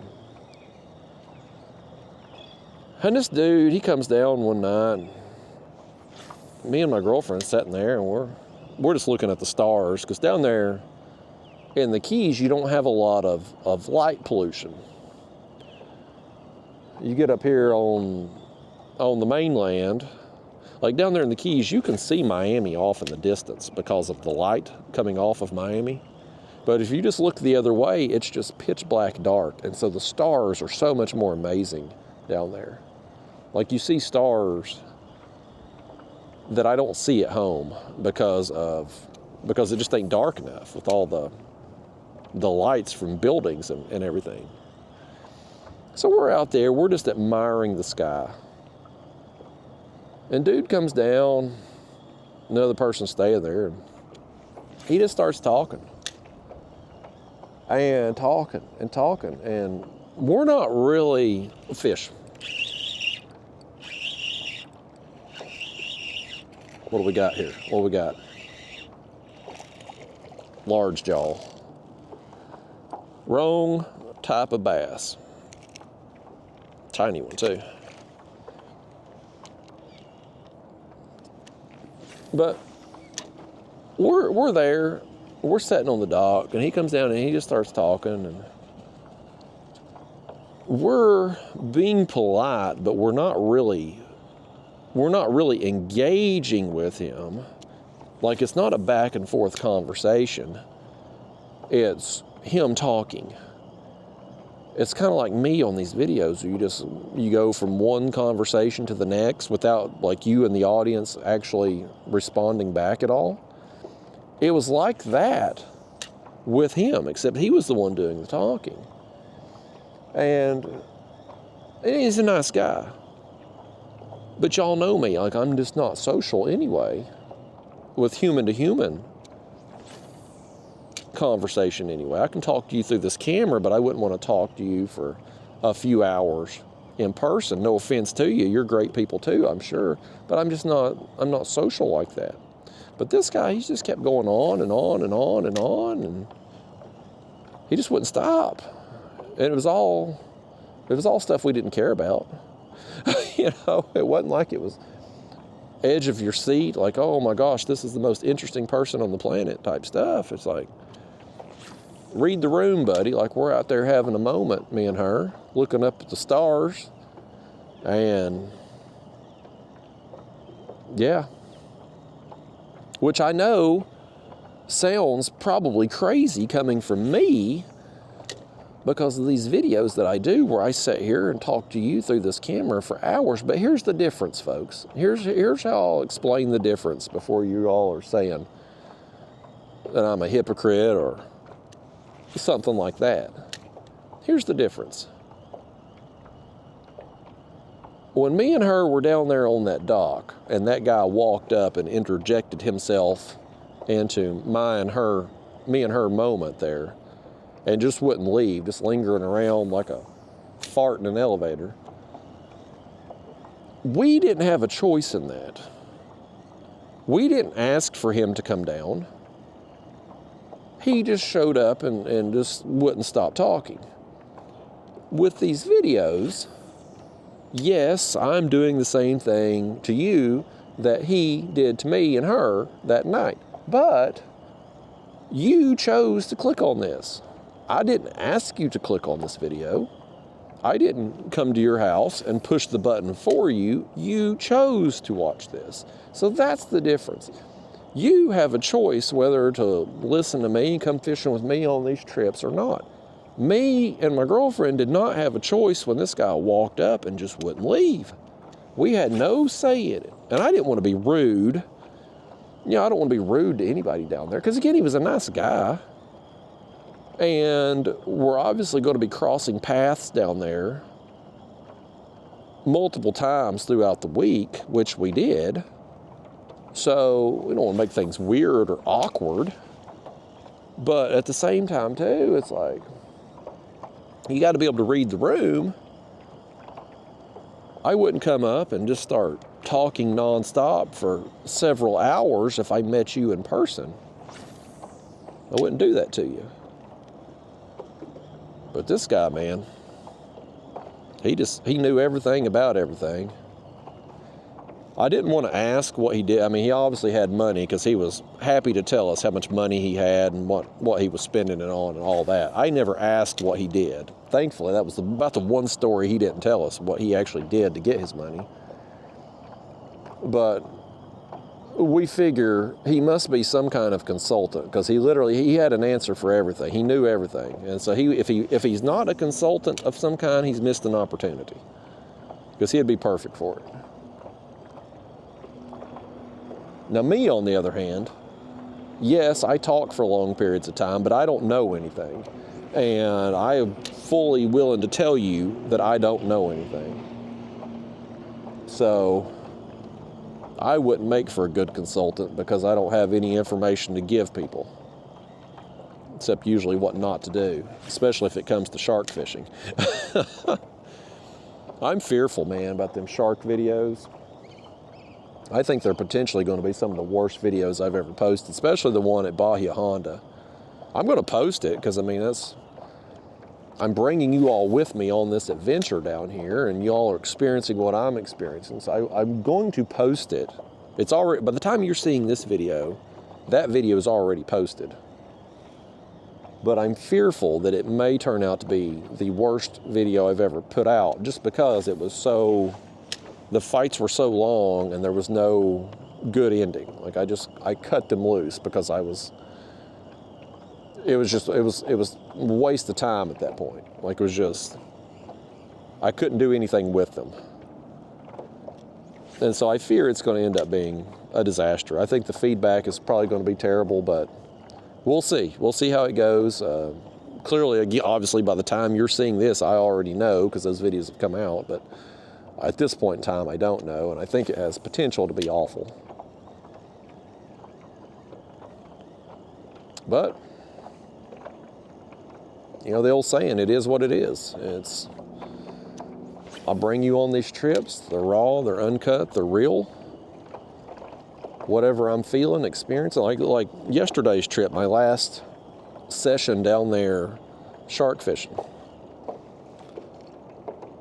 I had went out earlier in the week and got several bites at this one particular bridge, and so I went back yesterday because I wanted to get some more than black tips, and I did. I landed hook 2, landed 1, and got another spinner shark hooked up and saw a couple more. So I mean, there was some activity, but it wasn't the same amount of activity like I'd got on earlier in the week.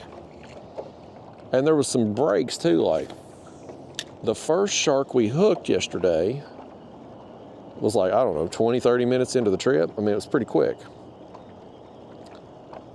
The shark we actually landed happened right at the end of the trip. So in between, there was a lot, and so I went out there feeling very optimistic after having had such a good day out there earlier in the week. And so as time went on and I wasn't getting the results that I wanted, I started to get a little discouraged. I was starting to kind of lose hope a little bit. And then clearly when that shark hit there at the end, like, oh, all things are good in the world again. But there was some time there where like I was really my confidence was fading. And that's real, you know, that's real. That's something that I'm gonna bust out the gulp right here on this dock one time. It looks too pretty not to throw the gulp over there. But that's the kind of thing you don't get on an edited video. Like I will make an edited video for my second channel from yesterday's trip. But if I had only done the edited video, you wouldn't have seen the realism of just the struggle, not only of finding the fish that you want, but the struggle of trying to figure things out and getting through the being discouraged and frustrated. Like, that's part of it, man. That's part of fishing, and that's the part you don't see on a lot of videos. And because you don't see it on a lot of videos, I think for some people it makes you more discouraged if you get out there and have days where things aren't going your way, and all you've ever seen is videos of people just catching fish one after another. How could it not be discouraging for you? So, I don't know. I made a decision to film, and whatever happens with it happens with it. If it's not well received and people don't like it and the feedback's awful on it, well, then you know what? Next year when I come down here, I know not to do it. I mean, I still will do it, but I just won't film it. Okay, but we all done it then. You set the hook on a weed, and then you got the line wrapped around the rod tip. I handed you the rod, and you literally set the hook on this patch of weeds. Every time I let you all cast, that's what you do. Well, let's get back on the spoon. I want to work this spoon. I'm happy to catch more bluegill if we can find them here, but I do want to, as we're getting closer to sunset, even though we won't see it, I do want to work this spoon more. Have we got water spray all over the lens? Boy, y'all have got something on the lens again. I don't know how y'all keep getting stuff all over the lens. There you go. All right, y'all are beautiful again.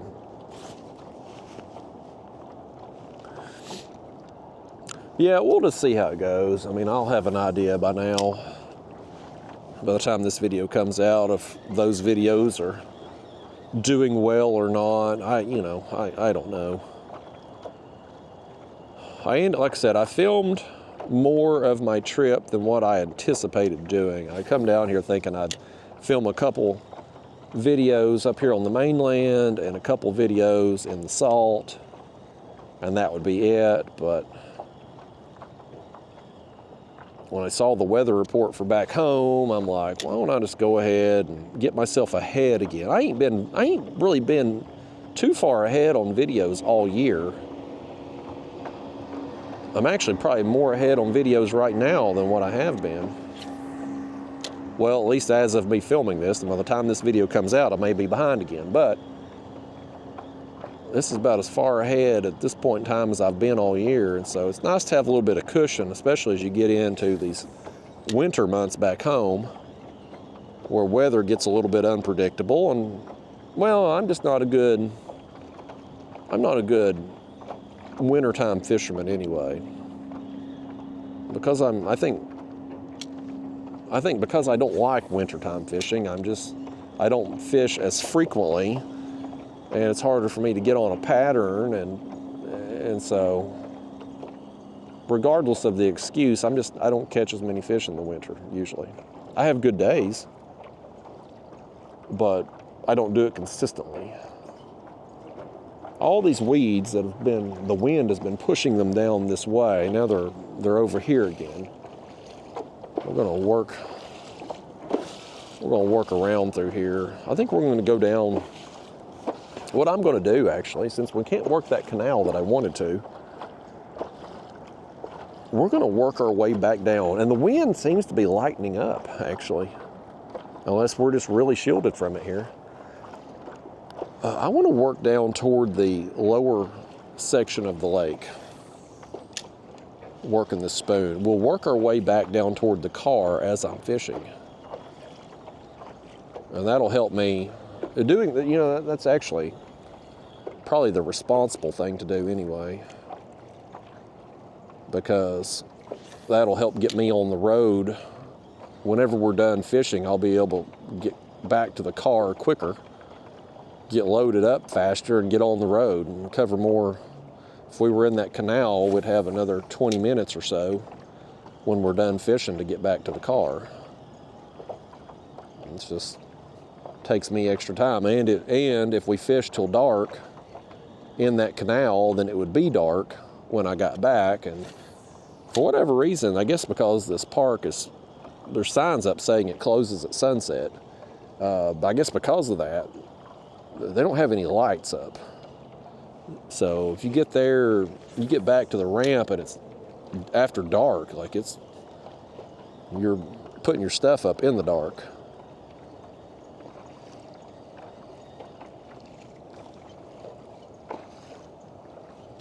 I would like to go back over there to that other dock though. That's the dock where we've done the best on. Would you all hate me if we did that? Just duties and giggles, man. Just for a minute. It's right over here. This is the dock we started at. Well, let's do this. Let's make a few casts with the gulp over here at this dock. Then we'll work this bank down through that canal with the spoon back toward the car. Let's do that. because I want to hit it one more time, man. We're right here. The wind right now is being nice to us. So it was blowing much harder through here earlier when we started at this dock. Maybe now we can get a cast up under it like I did last week from this front angle here and see what we can pull out. Because I mean, we got some crappie here last week too that was 12 inches. They were really good fish. In addition to the giant bluegill. So, let's try it. We're here. We're here. This is the last time we're going to be here for a long time. So let's make the most of it, folks. Let's get us a good cast right there. Put it in reverse. Yeah, the wind's much calmer right now. It's still blowing a little bit right here, but it's much calmer than it was. And knock on wood, we ain't got wet yet. The rain has held off. It looks like it could rain at any time, but it's looked like that all afternoon. That's a good cast right there. Y'all done good with that one. You done real good with that cast. If we don't get bit, it ain't because of you. By gosh, you did. You got you one too. I didn't feel him. I went to pick up on it and he's there. Y'all did good with it. I told you done good on that cast. And look what you got. Bluegill, copper nose bluegill. That's probably one of the smaller ones that we've got here though. I didn't put him on the board. He's over 8 inches, but that's what we were doing the other day. If I could get a cast like that one right there, that was a good cast. You get that up under there like that, let it sink down, and we were getting bit. Here comes the wind again. The wind ain't our friend.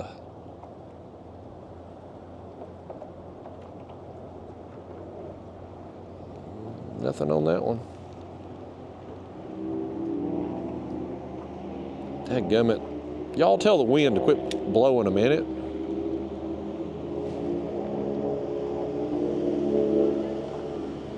Try to get it like this.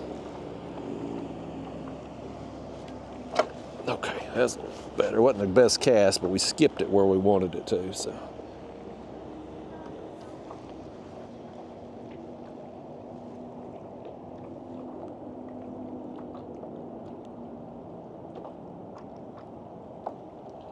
Nothing. All right, folks, one more cast, and we're going to get back on the spoon and head down toward the lower lake. Okay, 2 more casts here. Let me do another one here that maybe don't hit the dock. Okay, perfect. Perfect. Let me get turned here. Stupid-ass kid's boat wake's hitting me.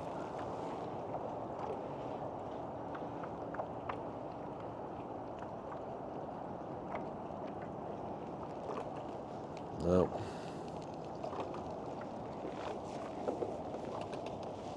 I guess that's home for them kids over there. Looks like they're pulling up to that dock. They've been everywhere around us today, all over. I'm gonna miss Florida, but I ain't gonna miss them kids.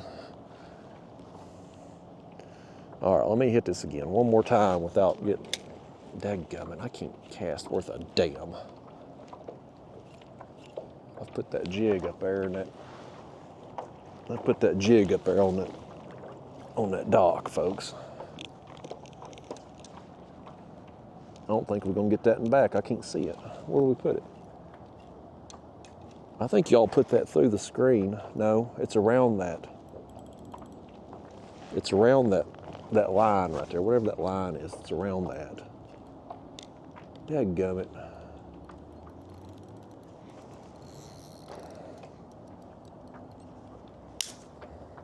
Just broke that line right there.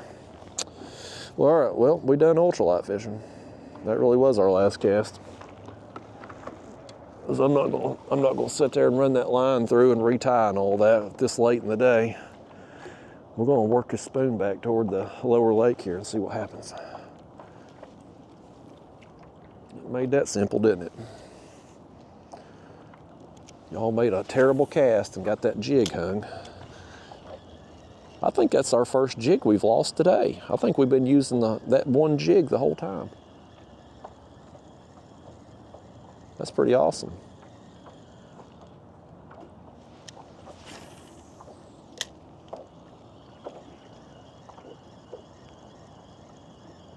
This spoon here too, unless we get it hung, we'll be using it the whole time too. I don't go through spoons very often. I usually, when I'm fishing these back home, most of the time I'm trolling with them, so I'm kind of out in open water. Now down here, well, in the salt anyway, I was throwing around the bridges, and of course here on Lake Ida and the canals and stuff, we're just throwing around the banks, docks, and whatever else, but it's mostly open through here, so not much to lose it on. I had a fish down there in Bahia, or Bahia, whatever it's called. I brought the fish up on the kayak. He was flopping around and broke my line. And then, after he broke my line, he flung the spoon out his mouth and into the water. So, we showed that fish who's boss though. We got him eating. Don't know what eating, but he got eaten. Get that camera readjusted here.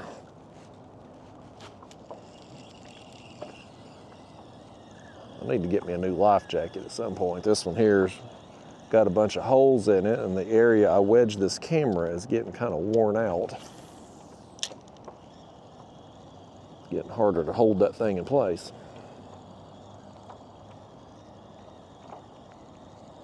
Yeah, let's just work our way down to the lower lake. If the wind really has calmed down a little bit, and it certainly seems like it has, this lower lake down here won't be, it was exposed earlier the way it was blowing, so it was going to make it difficult on us. But if it's like it is now out here, then we'll be fine. I don't know if we'll be fine as far as catching fish goes, but we'll be fine as far as trying to fish goes.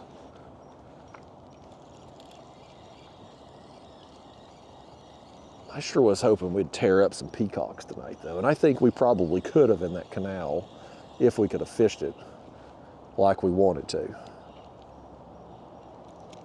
It just didn't work out like that tonight. Those weeds. Just didn't work out like that tonight, folks. That's how it goes. There's some water flowing through here too. I can see it right here on the bridge. There's some flow coming down through here. I don't know how these canal systems work as far as the water movement goes. Like I don't know how that goes. Having fished here a few times, there's been days when there's been no water movement, and then obviously now there is. So they clearly have the ability to move the water. Let's get out of this guy's way. This canal right here is really tight. People come in and out. We'll get out here on the main lake.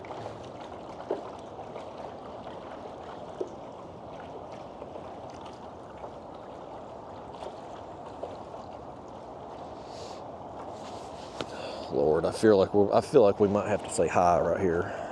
This is probably a social opportunity that I don't want to happen.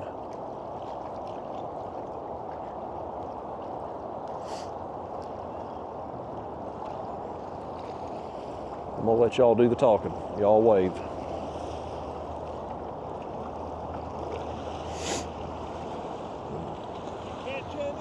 Oh, a few small ones. I told you, folks. You can't pass that close to people and not have to be forced into conversation. It's always, did you catch anything? How's the weather? Blah, blah, blah, blah, blah. Just chit chat, meaningless conversation that neither of us will remember tomorrow.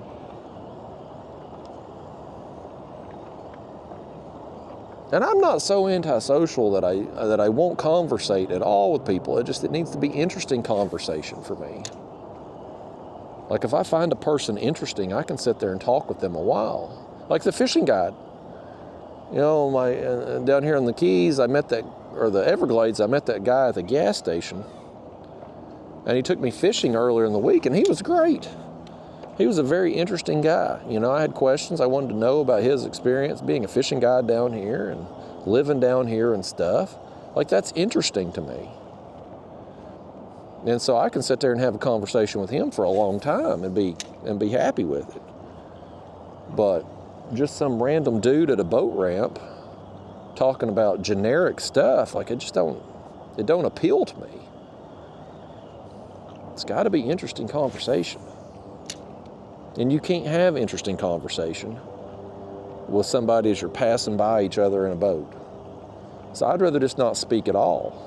In that situation, like with that guy, let's just not speak. Let's just do a friendly wave and a head nod as we go by. There doesn't need to be spoken words.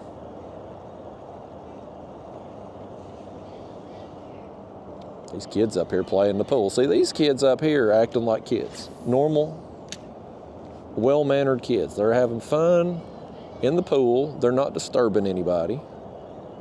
They're not being a nuisance. Fish. Fish.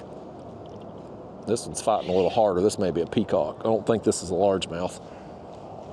I don't think this is a largemouth, folks. I think this is a peacock. He feels like a pretty good one, too. Back off that drag a little bit. Yeah, it's peacock.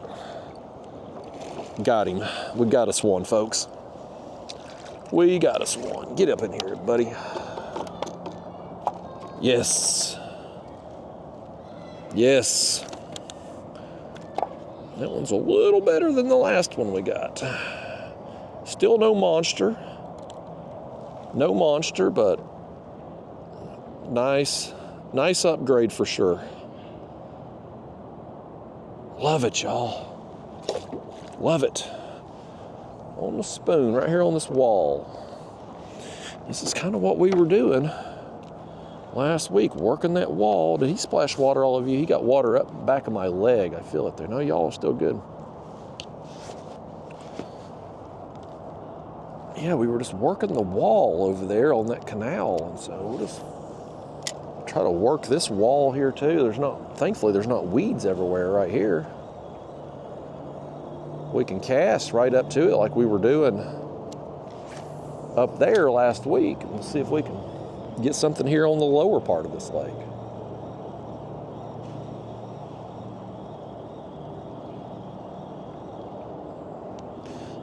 This lake here, it opens up here. This is the bigger part of the lake, and then it chokes down and goes through another canal down here. We won't make it down that far tonight before dark. We won't get down there. I don't think we'll even make it to the boat ramp before either we run out of daylight or camera battery 1, but even regardless, I'm not going to fish past down the boat ramp down here because I don't want to have to go down and come back up. I do have a long about 12 more hours of drive ahead of me at some point over tonight and tomorrow. I think it's about 12 hours from here to home. About 14 total to get down to the Keys. To where we were staying at in the Keys anyway. It's a pretty good haul, but I'll drive part of the way tonight. I'll drive till I get tired. Maybe at 11-ish, midnight. Get up around 6 in the morning and drive the rest of the way. Hopefully be home around noon.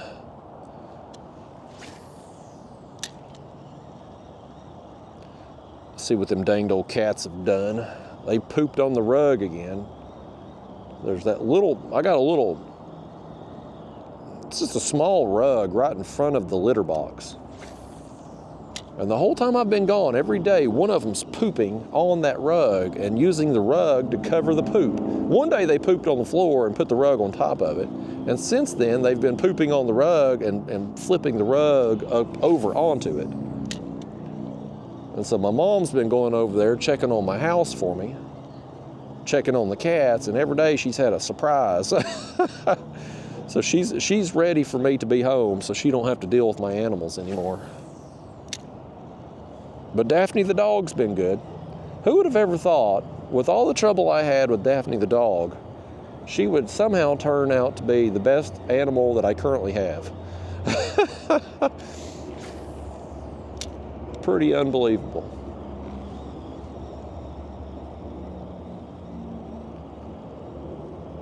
Well, I'm glad we got that peacock there a minute ago. That makes me feel a little better, even though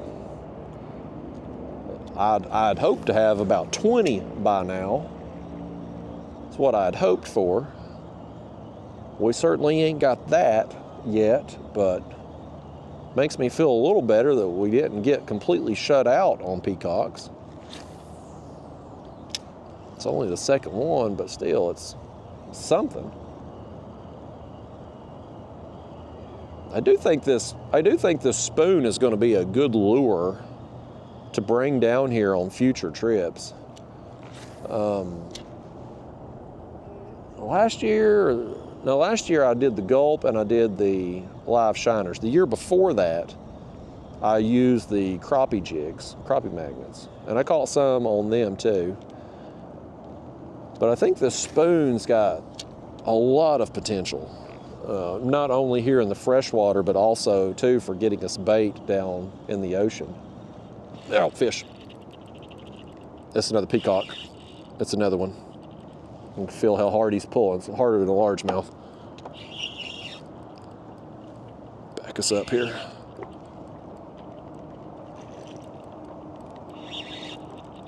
All right, peacock number 3. Right here before sunset, folks. This one's about the same size as the last one, I think. There he is, man. I wish it was brighter out here so we could see the colors on him a little better. Still beautiful nonetheless. These are awesome fish, man. These are awesome fish. This is an awesome fishery. I love it here. I need to make it down here more. If it wasn't 12 hours away, I would come down here more often. It's just hard to make a 12-hour drive regularly, you know. It is for me anyway. Although I will say the truck I got is a much more comfortable ride than my car. So that certainly makes things a little better, having it. I'm pulling through some weeds here. I think if we can work this weed edge, and we can see that, you can see the weeds right there, lily pads or whatever. If we can work the edge of that down through here, I think we're going to have a chance at some more of these. Oh. Oh, I'm coming through weeds. Oh, I see the weeds, yeah. We got to get it farther out. I can literally see them. I don't know if you can see them on camera, but I can see them right here. We're going to have to get way out here, I guess.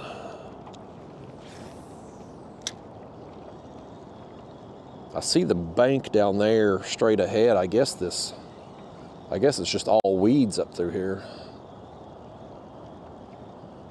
It looks like the bank cuts in this way, but I guess the weeds don't.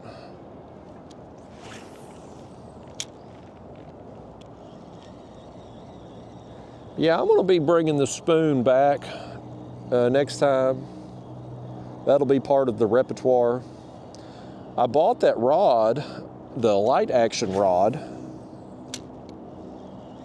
prior to this trip, and I barely used it. I got it to have a rod with just a little bit more backbone and use a little bit heavier line around the bridges and stuff, throwing piece of shrimp on a jig head. And I just didn't end up throwing it much. I was getting enough fish with the spoon, and it was certainly easier to work the spoon around the bridges when the wind was blowing and in the current and stuff than what it was working that jig down, that I ended up throwing the spoon more. And so I barely threw that other rod that I got. But we'll have it for the future anyway. I'll put it to use. We'll catch some fish with it, but didn't use it like I initially thought I would. Had I known how little I was going to use it, I wouldn't have bought it. But now that we got it, we'll have it for the future. I'm going to work us down through here a little quicker because I can't see where the weeds are until you're right up on them. And I don't want to be so far out away from the weeds that we ain't got a chance. I'd like to get down here where I can see this dock or these lily pads down here, and way we can have a visual target to throw at. It's so much easier when you've got a visual target. When I'm catfishing and I'm fishing vertical, I can use the graph on my other kayak and keep myself where I need to be. But when you're out here in the blind, you know, you could be where you need to be, or you could be 50 feet off. You know, you don't know. And I don't like not knowing.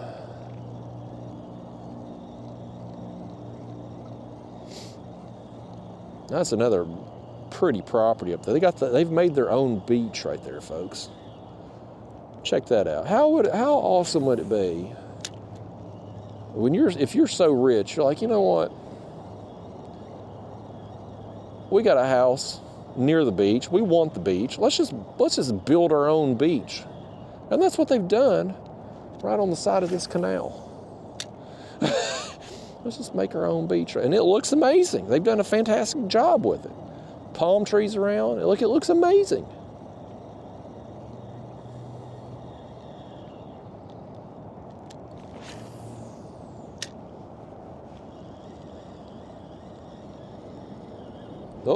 Oh, that's a fish.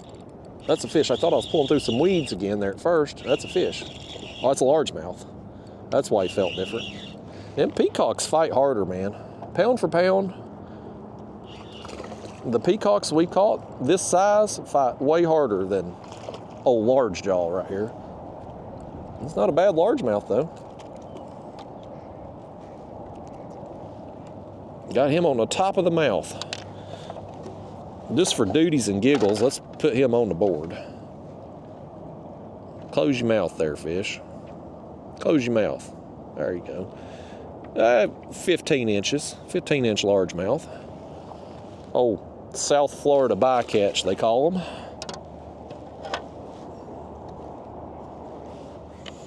We're back in these weeds, though. At least the Hobie drive will go right through it. Yeah, you get out here, I'm pretty convinced now. You get out here around sunset and you throw this spoon, you're gonna catch some fish. Now, I threw the spoon the day, my second trip down here this past week, the wind was up and I couldn't work that jig very well, the Ultralight. So I was throwing the spoon, but it was earlier in the afternoon and I wasn't doing very good. It was also honestly kind of discouraging.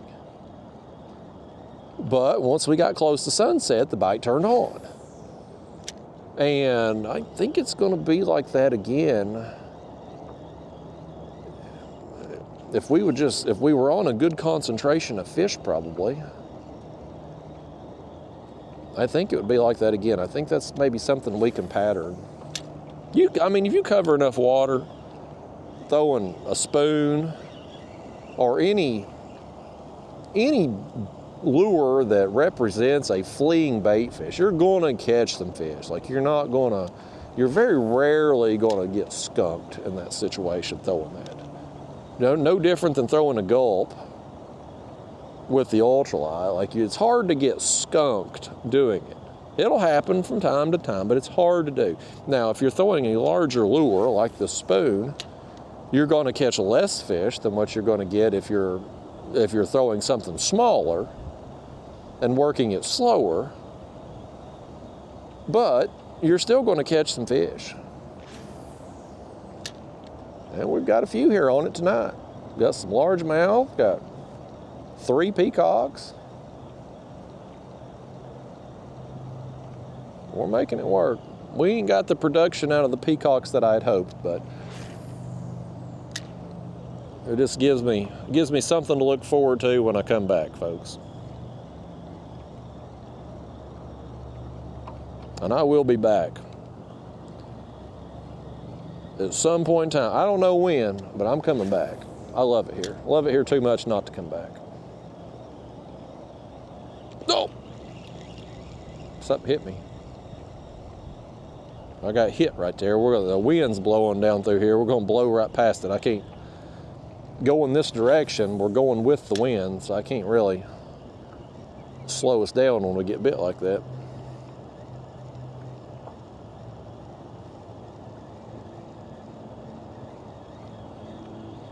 Oh. Can't hardly see. I reeled my sinker right up to the rod tip there, folks.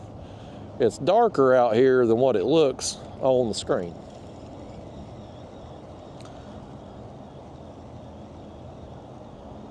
We're about to end. Not only about out of daylight, we're about out of battery too, so things worked out today getting here when I did. Me and you about finished up. I may fish.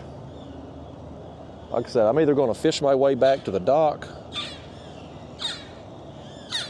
or I'm fishing till, boy, look at these birds, man. Boy, they're wound. They're sad we're leaving, I guess. They don't want us to go. I'm probably going to fish just a few more minutes. I can see the parking lot right over there, actually. I'm just going to fish my way down until I get to about level there with the ramp, and then I'm going to call it quits, folks.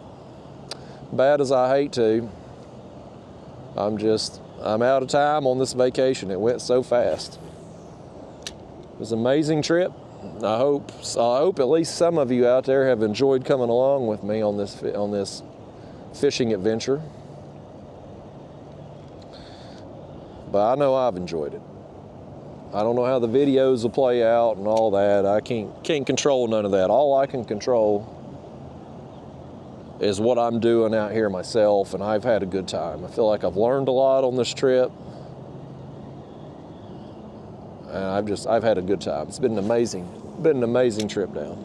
It always is, but this year especially, it's just been a really good trip.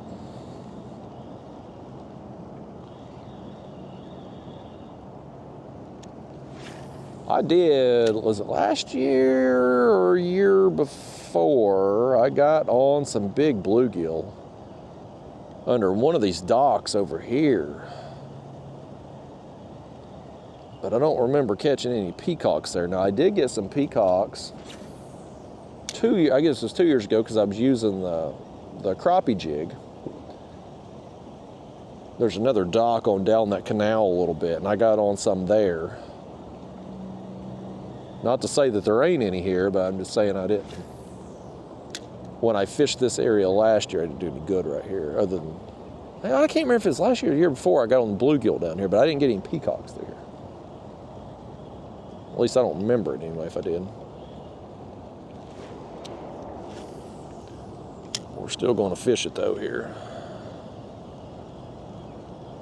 Just to prove to ourselves that maybe we don't start here next year. I want to work that other side over there. That other side down from the boat ramp is where I got that clown knife fish on the crappie jig. So I need to spend some more time on it. It's just, You know, last week the wind was blowing down through here. Today the wind was blowing down through here, and so I just couldn't justify doing it when we know we can do good up on the upper part.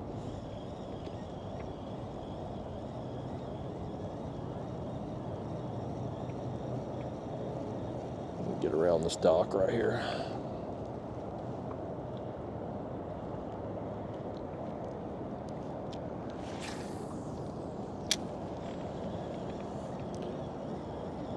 Yeah, folks, I hate that it's come to an end, though. It just, time flies, man. The older I get, the faster everything goes by. It's kind of like if you've ever watched the sand pouring out of an hourglass. Like sands through an hourglass, so are the days of our lives. But you watching that sand pour out the hourglass, and when the hourglass is full, it don't look like it's pouring out all that quick. But as you start running out of sand, it looks like it starts really pouring out quickly. And the older I get, the faster time goes. I don't know, maybe it's because I'm running out of time, but yeah, folks, let's make one more cast. We're back here at the ramp now. Let's do one more here.